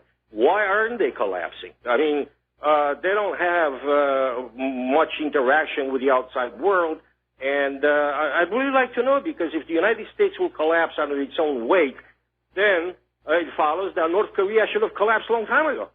Well, it has to do with the population's awareness of the degree to which their government has become corrupt, and North Korea, they don't have a lot of internet there. And so the people of North Korea are very dependent on their equivalent of the corporate media and government statements. They don't have alternative sources of information. What triggered the collapse of the Soviet Union was the samizdat, and that was a network of fax machines. And these fax machines had a broadcast function where you'd put in a document and hit a button, and it would be repeatedly faxed out to this pre-existing list of other fax machines. And the people on those fax machines would read the articles and then put them back in the machine and send them on to their list of forwarded machines. And it was through this that the Soviet people began to understand the degree to which their government was lying to them, and it reached a point where the Soviet government simply couldn't function any longer because nobody was listening to what they were saying or doing what they were told to do. At some point, I'd like to see North Korea have the same thing, but we know North Korea does not have a lot of Internet access for the general population, and I don't know what their fax machine situation is. But North Korea, I think by virtue of the militant blustering that we're seeing coming out of their government, is they're dealing with a lot of internal problems as well. And like the United States, they see starting an outside war as their best course to hang on to power. Yeah, well, there was another thought occurring to me. If the United States has the power to print, well, the Federal Reserve has the power to print as much money as they think is necessary, then they can keep this Ponzi scheme going on forever, and the government will never collapse like that of the old Soviet Union. Well, there you're wrong, because the more they print out new money or type it into a computer, the more worthless the individual dollars become, until you get into a situation like Zimbabwe, where people are carrying around paper notes that say $100 trillion and nobody will take them in trade. And that's the corner that the Federal Reserve finds itself in. It needs to create new money to pour all over Wall Street to keep Wall Street looking good for the election. But every time they do that, foreign trust and reliance on the U.S. dollar erodes still further. And so they're working at cross purposes. Everything the Federal Reserve does to keep the economy looking like it's working is actually driving the world away from the dollar. At the same time, the U.S. government is trying to use the threat of military force to bring the world back to dependence on the dollar. And we're going to take a moment here. At this point. Okay, we're going to take a moment here to shout out to our on-air affiliates who are rejoining our network right now. And again, the phone numbers to call into the show are on the front page of WhatReallyHappened.com. And if you get a recording, just hang up and try again. Okay, Mike, what else do you have on your mind? I was going to say, at this point, it looks like the United States is actually on a war footing, and I don't know who's going to stop it, who's going to stop the war. But eventually, this is going to turn into a bloody revolution. I don't know. I feel it in my gut that these guys won't go out into the night quietly. I know that because no tyrant has ever done that. So anyway, I'd like to tell you that you have one of the best shows on the internet and otherwise, and I congratulate you for the amount of information. It's like listening to your show is like attending college, basically. I mean, I've learned things from you that I didn't learn in 8 years in college. So good luck with your show, and thank you for being there and informing the people, and keep doing the good work you're doing, Mike.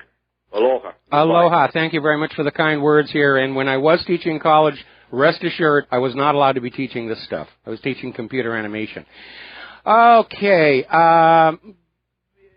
It's a very dark situation, and I know our government is definitely making all this war talk. My concern is they can start the war. They're not going to win it.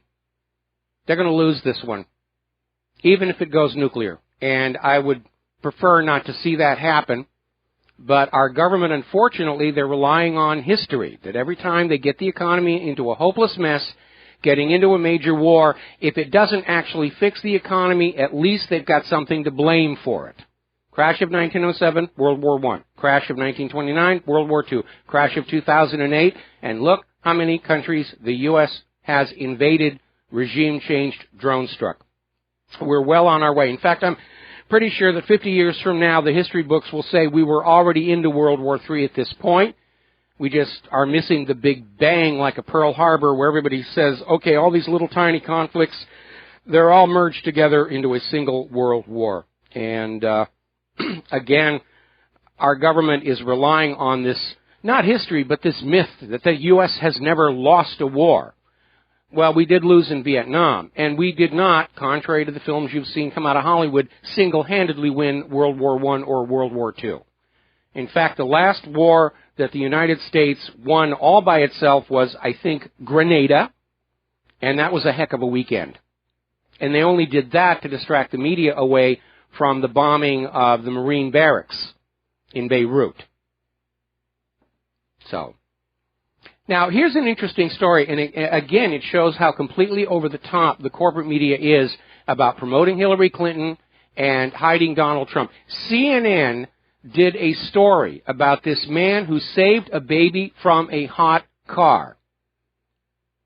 Apparently, the mother had left the kid in the car was heating up, and kids can die from that.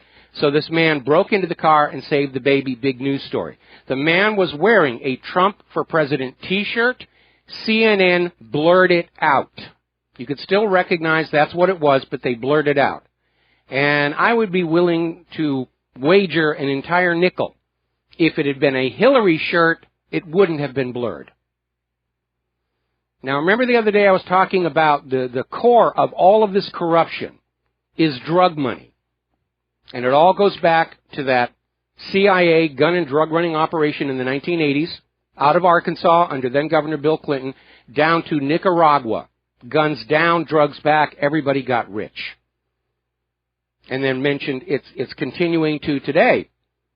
The way that FBI Director James Comey and Attorney General Loretta Lynch gave Hillary Clinton that get-out-of-jail-free card, even though it's obvious she's guilty of Title 18 violations.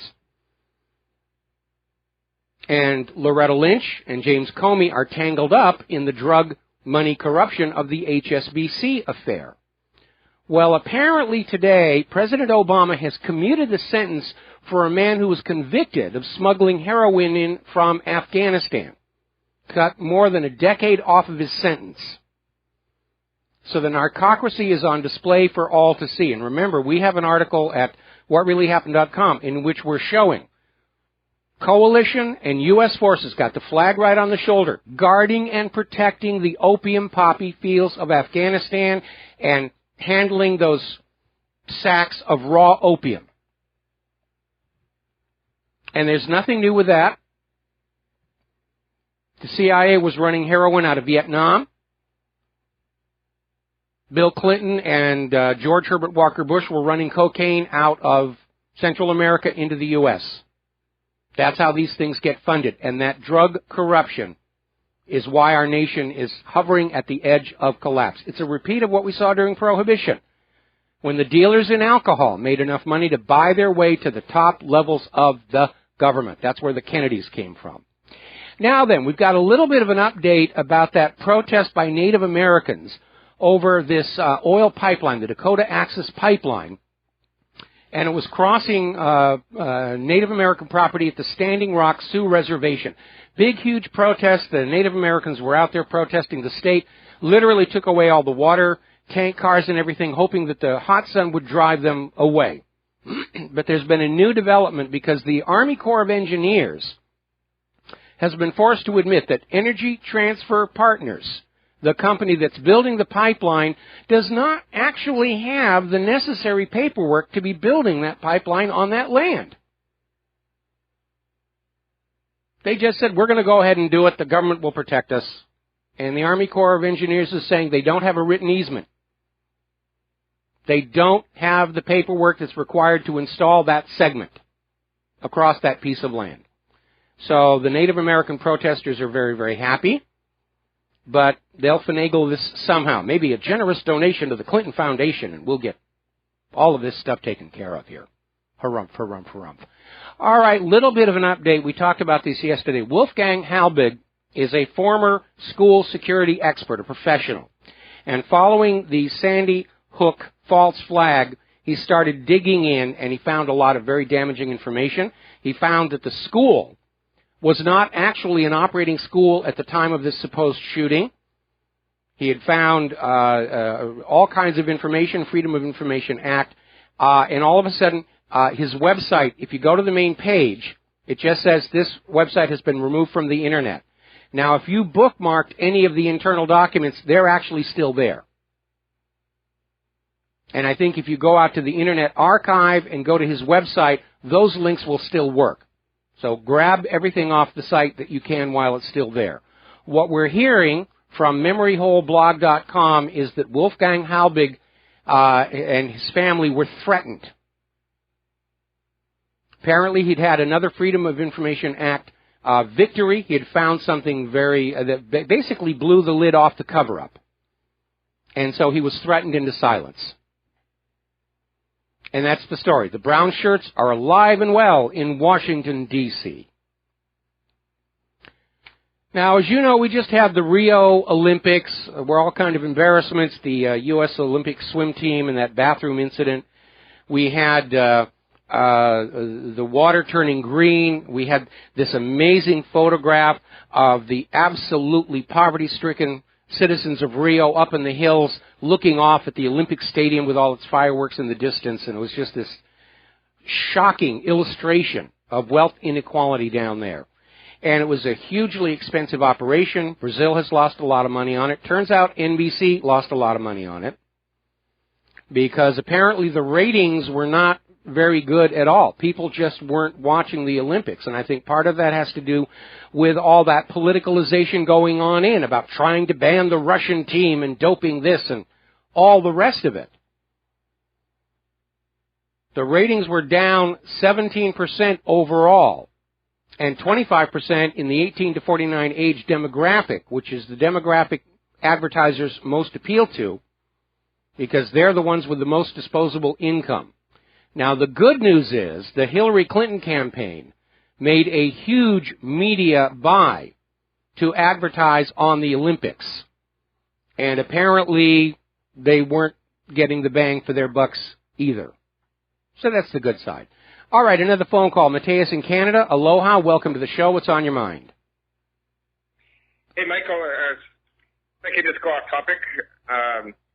Regarding Hillary Clinton's comments about blacks as super predators, I noticed that an even more scandalous part of it is what she says next, is that she has to bring them to heel.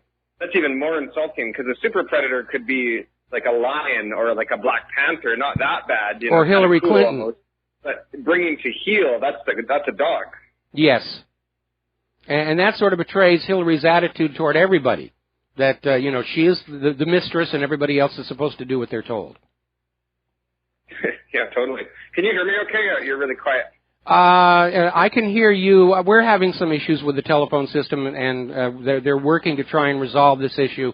Maybe, I don't know, did Vonage donate to the Clinton Foundation? Is that what's going on here?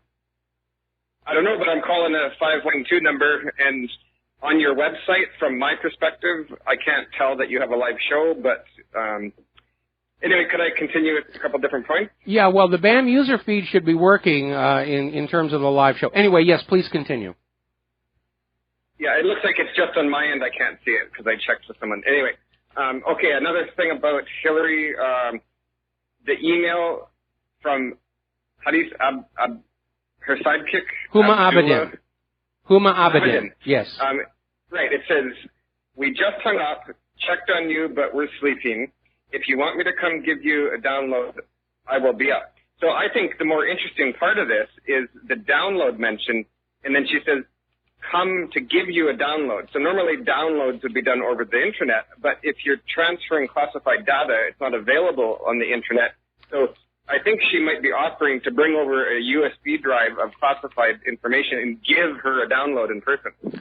Yeah, that could be it. I mean, a lot of people sort of misuse download in a very generic way. I'm not sure it's all that significant. But I think it's more important to be looking at Huma Abedin was essentially triple dipping when she was there at the State Department, and that was a violation of various rules. And now they're starting to look into her emails as well. We know that Huma Abedin is also in violation of Title 18, Section 793, and it's going to be very interesting to see if she's prosecuted when they allowed Hillary offer the exact same thing. Yeah, it's interesting also the possible Muslim connections. The other thing I want to mention is the Trump statues. Yes. Unflattering Trump statues. Okay, I have this really fun response. So let's make some statues and move them around. We can have a flattering Trump.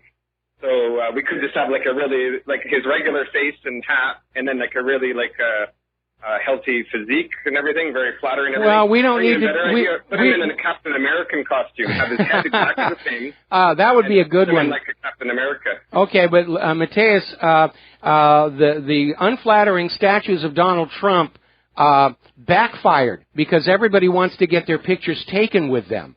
And so it's actually backfired as an attempt to attack Donald Trump. Everybody thinks it's cool, and, you know, Trump is just shrugging it off. He's not taking the bait on that. So it's backfired. It's actually worked for Donald Trump rather than against. Mateus, got to let you go here. Got to take a break. Last thing, Hillary statue. Oh, well, we'll look at the idea. Got to let you go and take a break for commercials. We'll be right back. Hi, America. Welcome back to our show. We're going to go back to the phones here. Robert in Georgia, thank you for being so patient and waiting. What is on your mind today? Hi, Mike. Aloha. Aloha. This is the first time I've ever called into a talk show. I've listened to several, but never been inclined to call into one. I got to listen to you about 2.5 years ago when I was had to quit my job about 3.5 years before that and take care of my dad with Alzheimer's and Parkinson's until he passed away a couple of years ago, and I got to listen to your show. Mm-hmm. I have always considered myself a history buff and was in love with history. I felt every other subject in high school, I was straight A's, 100 in history. But anyway, through listening to you, I actually got to revisit history and find out, it's just like a good comedy, there's always a little bit of truth in good comedy. Well, there was always a little bit of truth in history, but it was propagandized to the point it was hard to recognize it from truth or lie. Yeah, absolutely. I didn't just take you at face value. I had to do my research and go back because I was a big history buff, like I said. I still am. But Russia, well, let me go back up. The shift that's taking place across the world from west to east.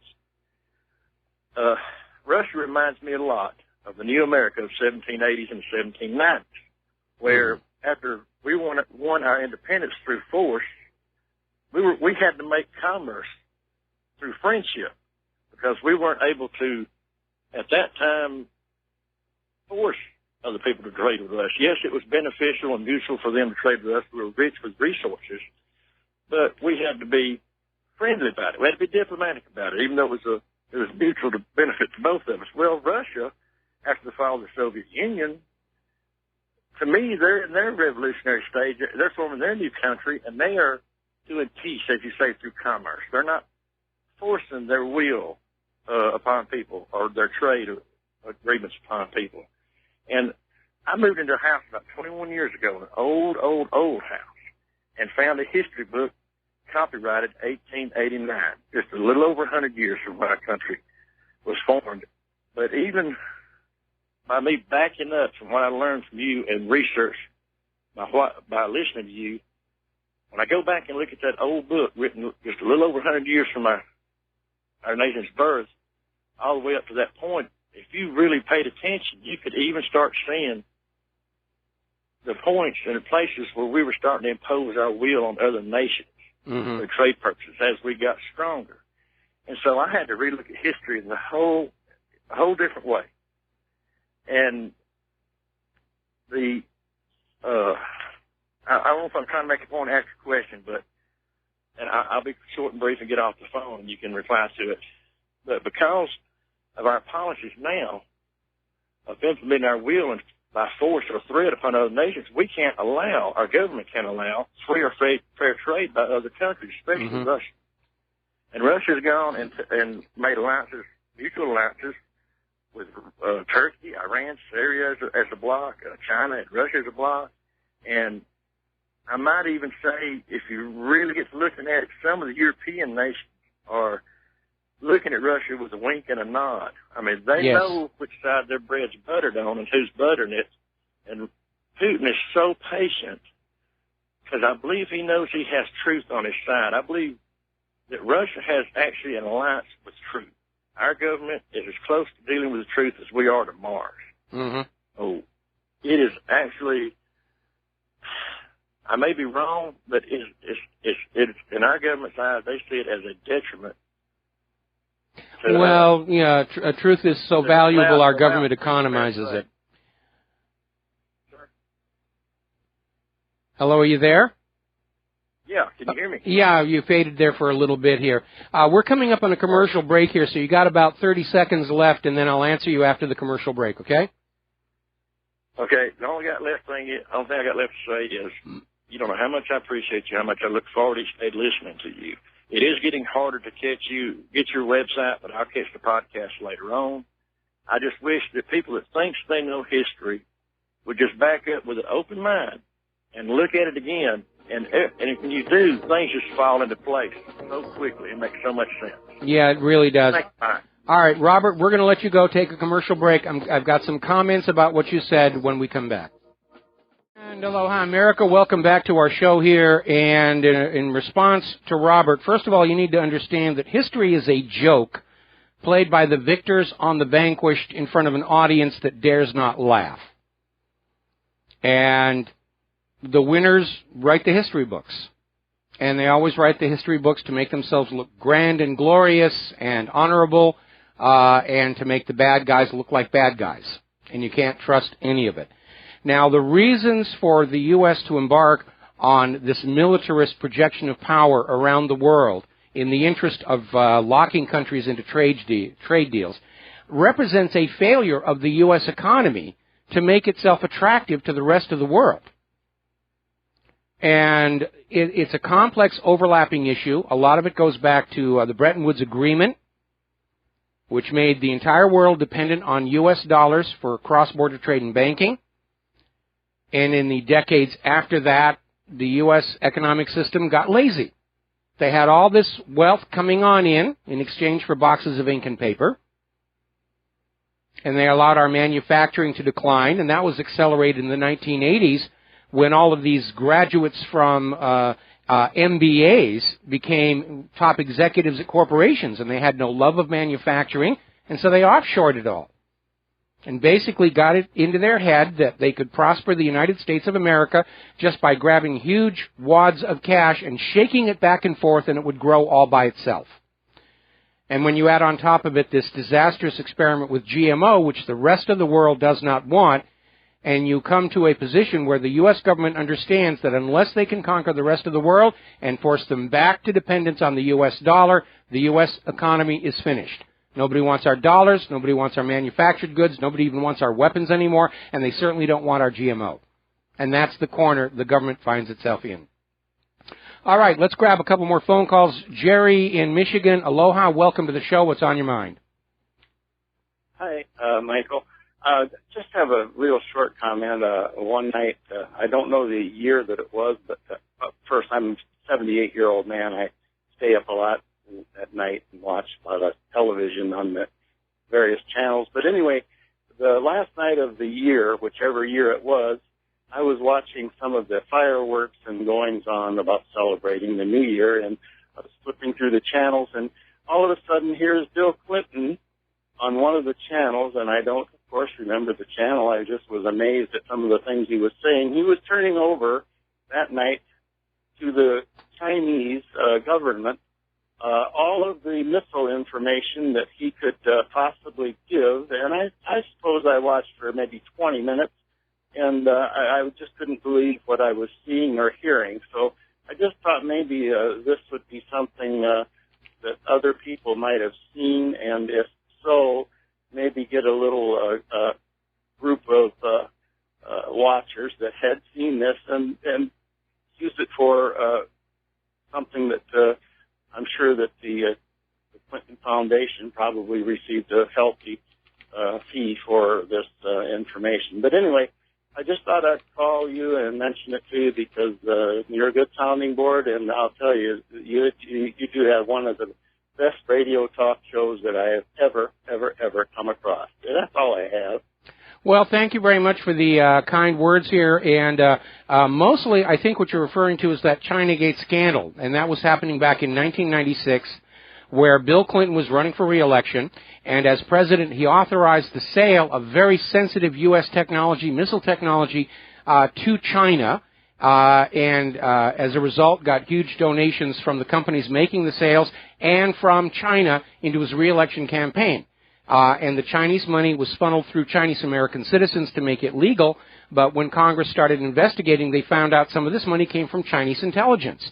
And the scandal was called Chinagate, and it got stalled because the White House email server all the way back then suffered a massive mysterious failure, and golly gee shuckies, they turned off the backup system a little while before that.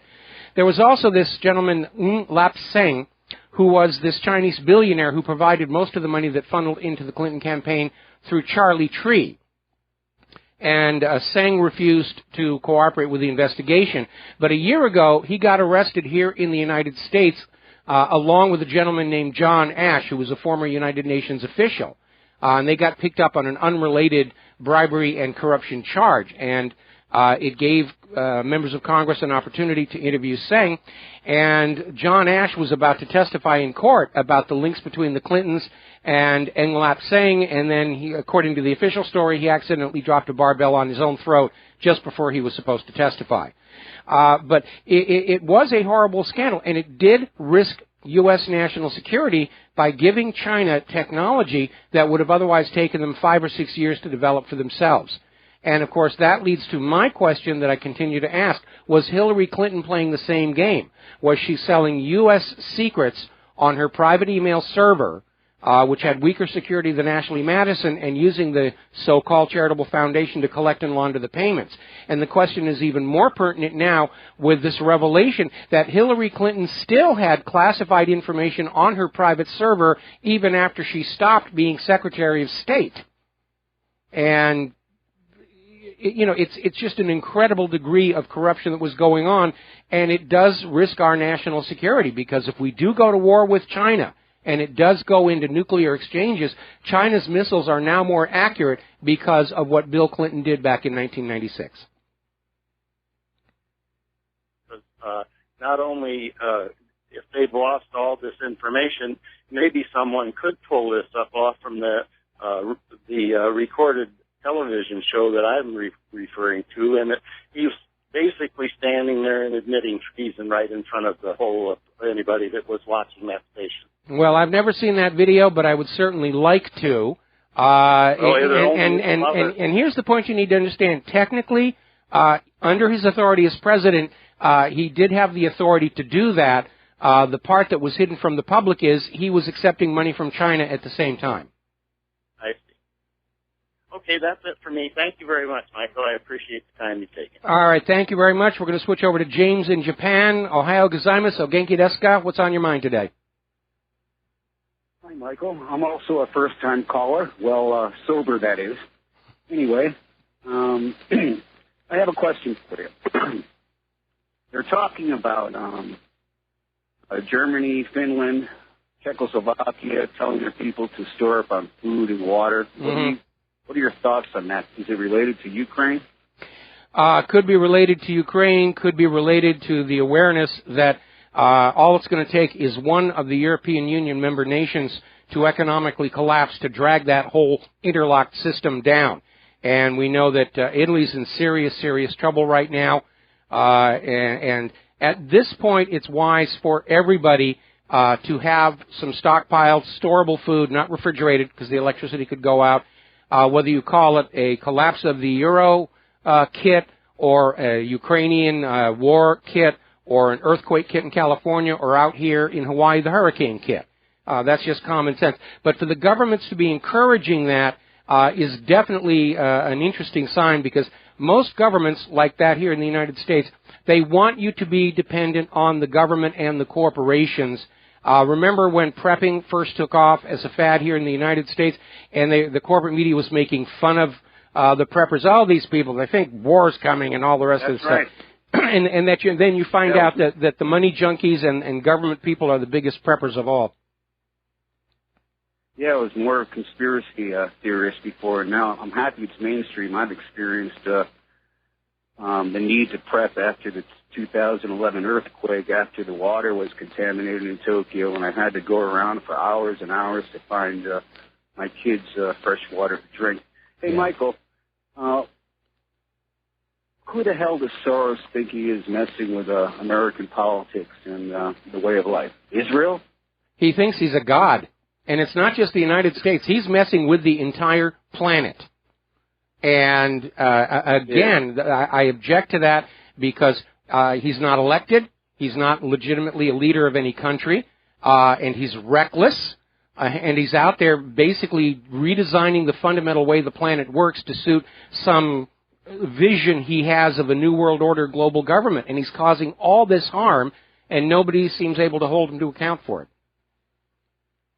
And lastly, I don't think anything's going to be done with the unfortunate European migration problem. Would you believe that a new study that was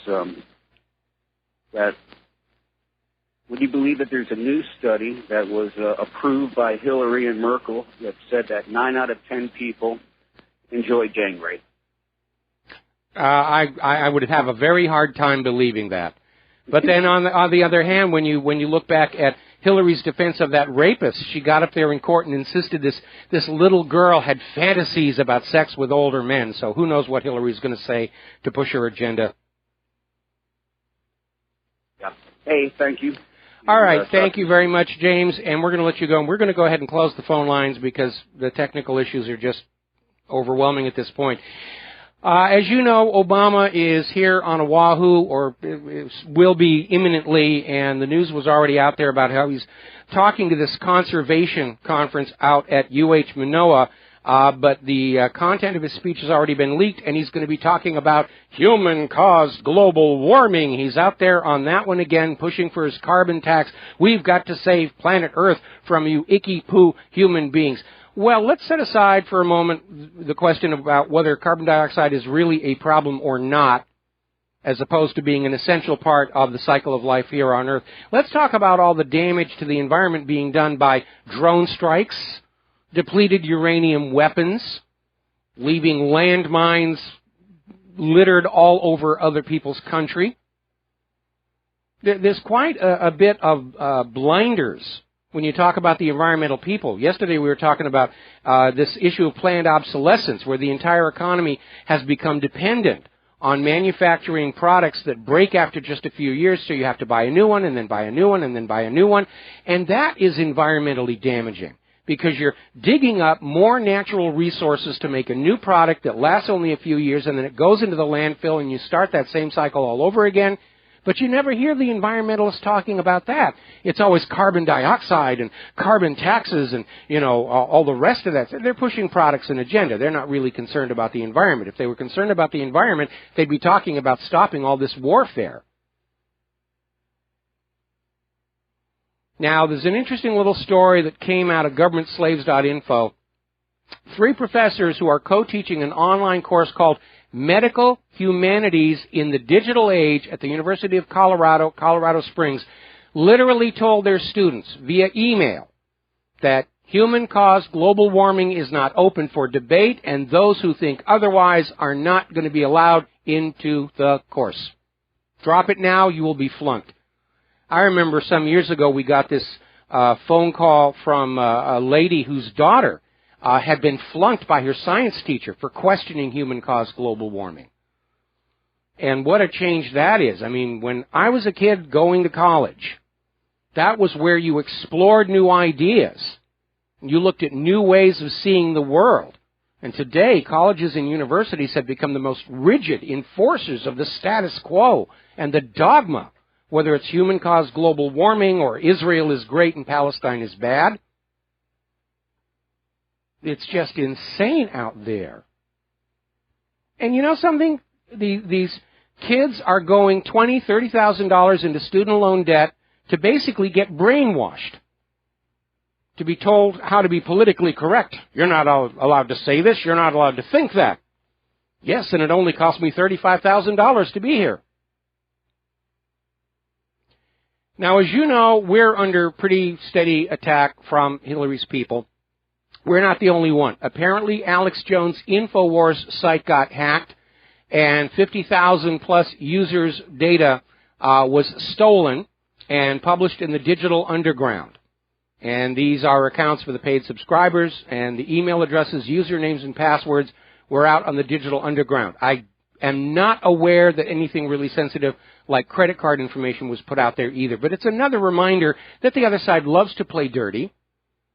And Alex has my deepest sympathies and understanding for what he's going through.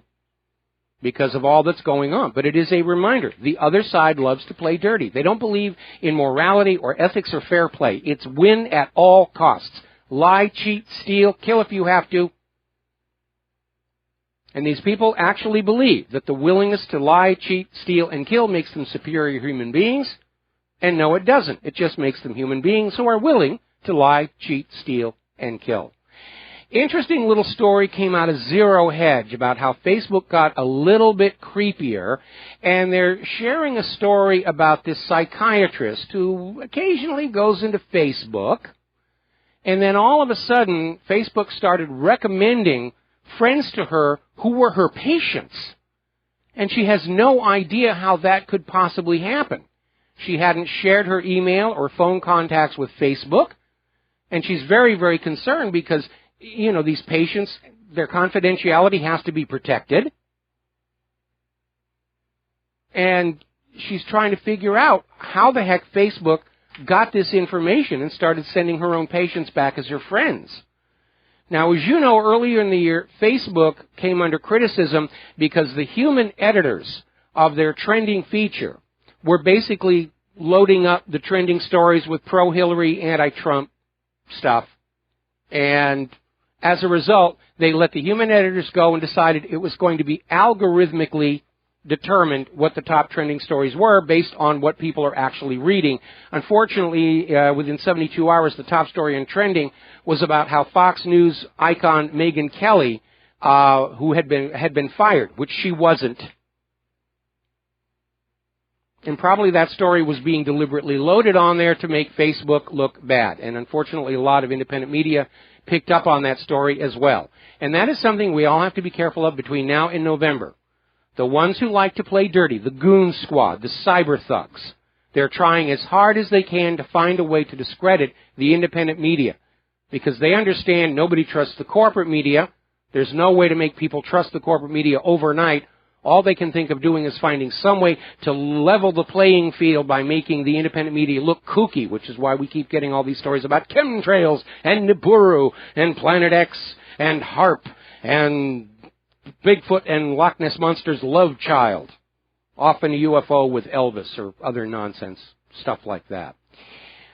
Apparently, there is a company over in Israel called NSO Group that manufactures and sells malware to spy on iPhones. It's been used against journalists. We'll be right back. And aloha, America. Welcome back to our show. Last segment of the program today, and there's a breaking story coming on out now regarding the Daily Caller News Foundation. Now, not too long ago, they requested from the State Department documentation that Hillary Clinton and her aides had been given the required briefings on the correct handling of classified information. And the State Department refused,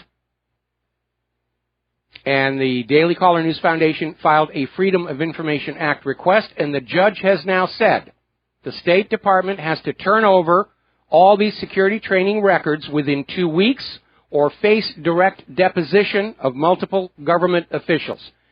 And I understand why this is being done, because the last resort for Hillary and her people regarding all these Title 18 violations is to say, we didn't know any better. We didn't know. We didn't know at all. Well, anybody who's ever been exposed to classified information knows that you get sat down and you get told exactly what you can and cannot do with that classified information. And the Daily Caller News Foundation was trying to document the fact that Hillary and her people had been given this required training, which you must complete to get your security clearance. And for some reason, the State Department was refusing, trying to hold open the option for Hillary to say down the road, I never had the training. I didn't know I was breaking the law.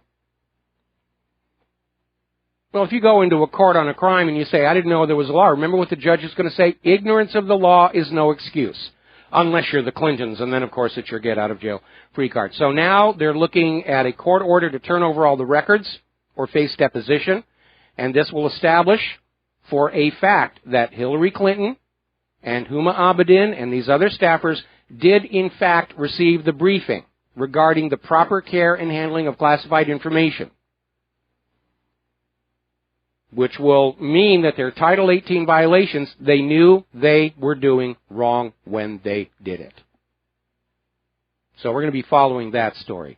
Another little story. As you know, Hillary Clinton is very much opposed to strong encryption for ordinary citizens. They want you to use real simple codes that the government can peek in on. However, the Clinton campaign itself uses a tool called Signal, which is described as Edward Snowden approved. And it's a strong encryption app.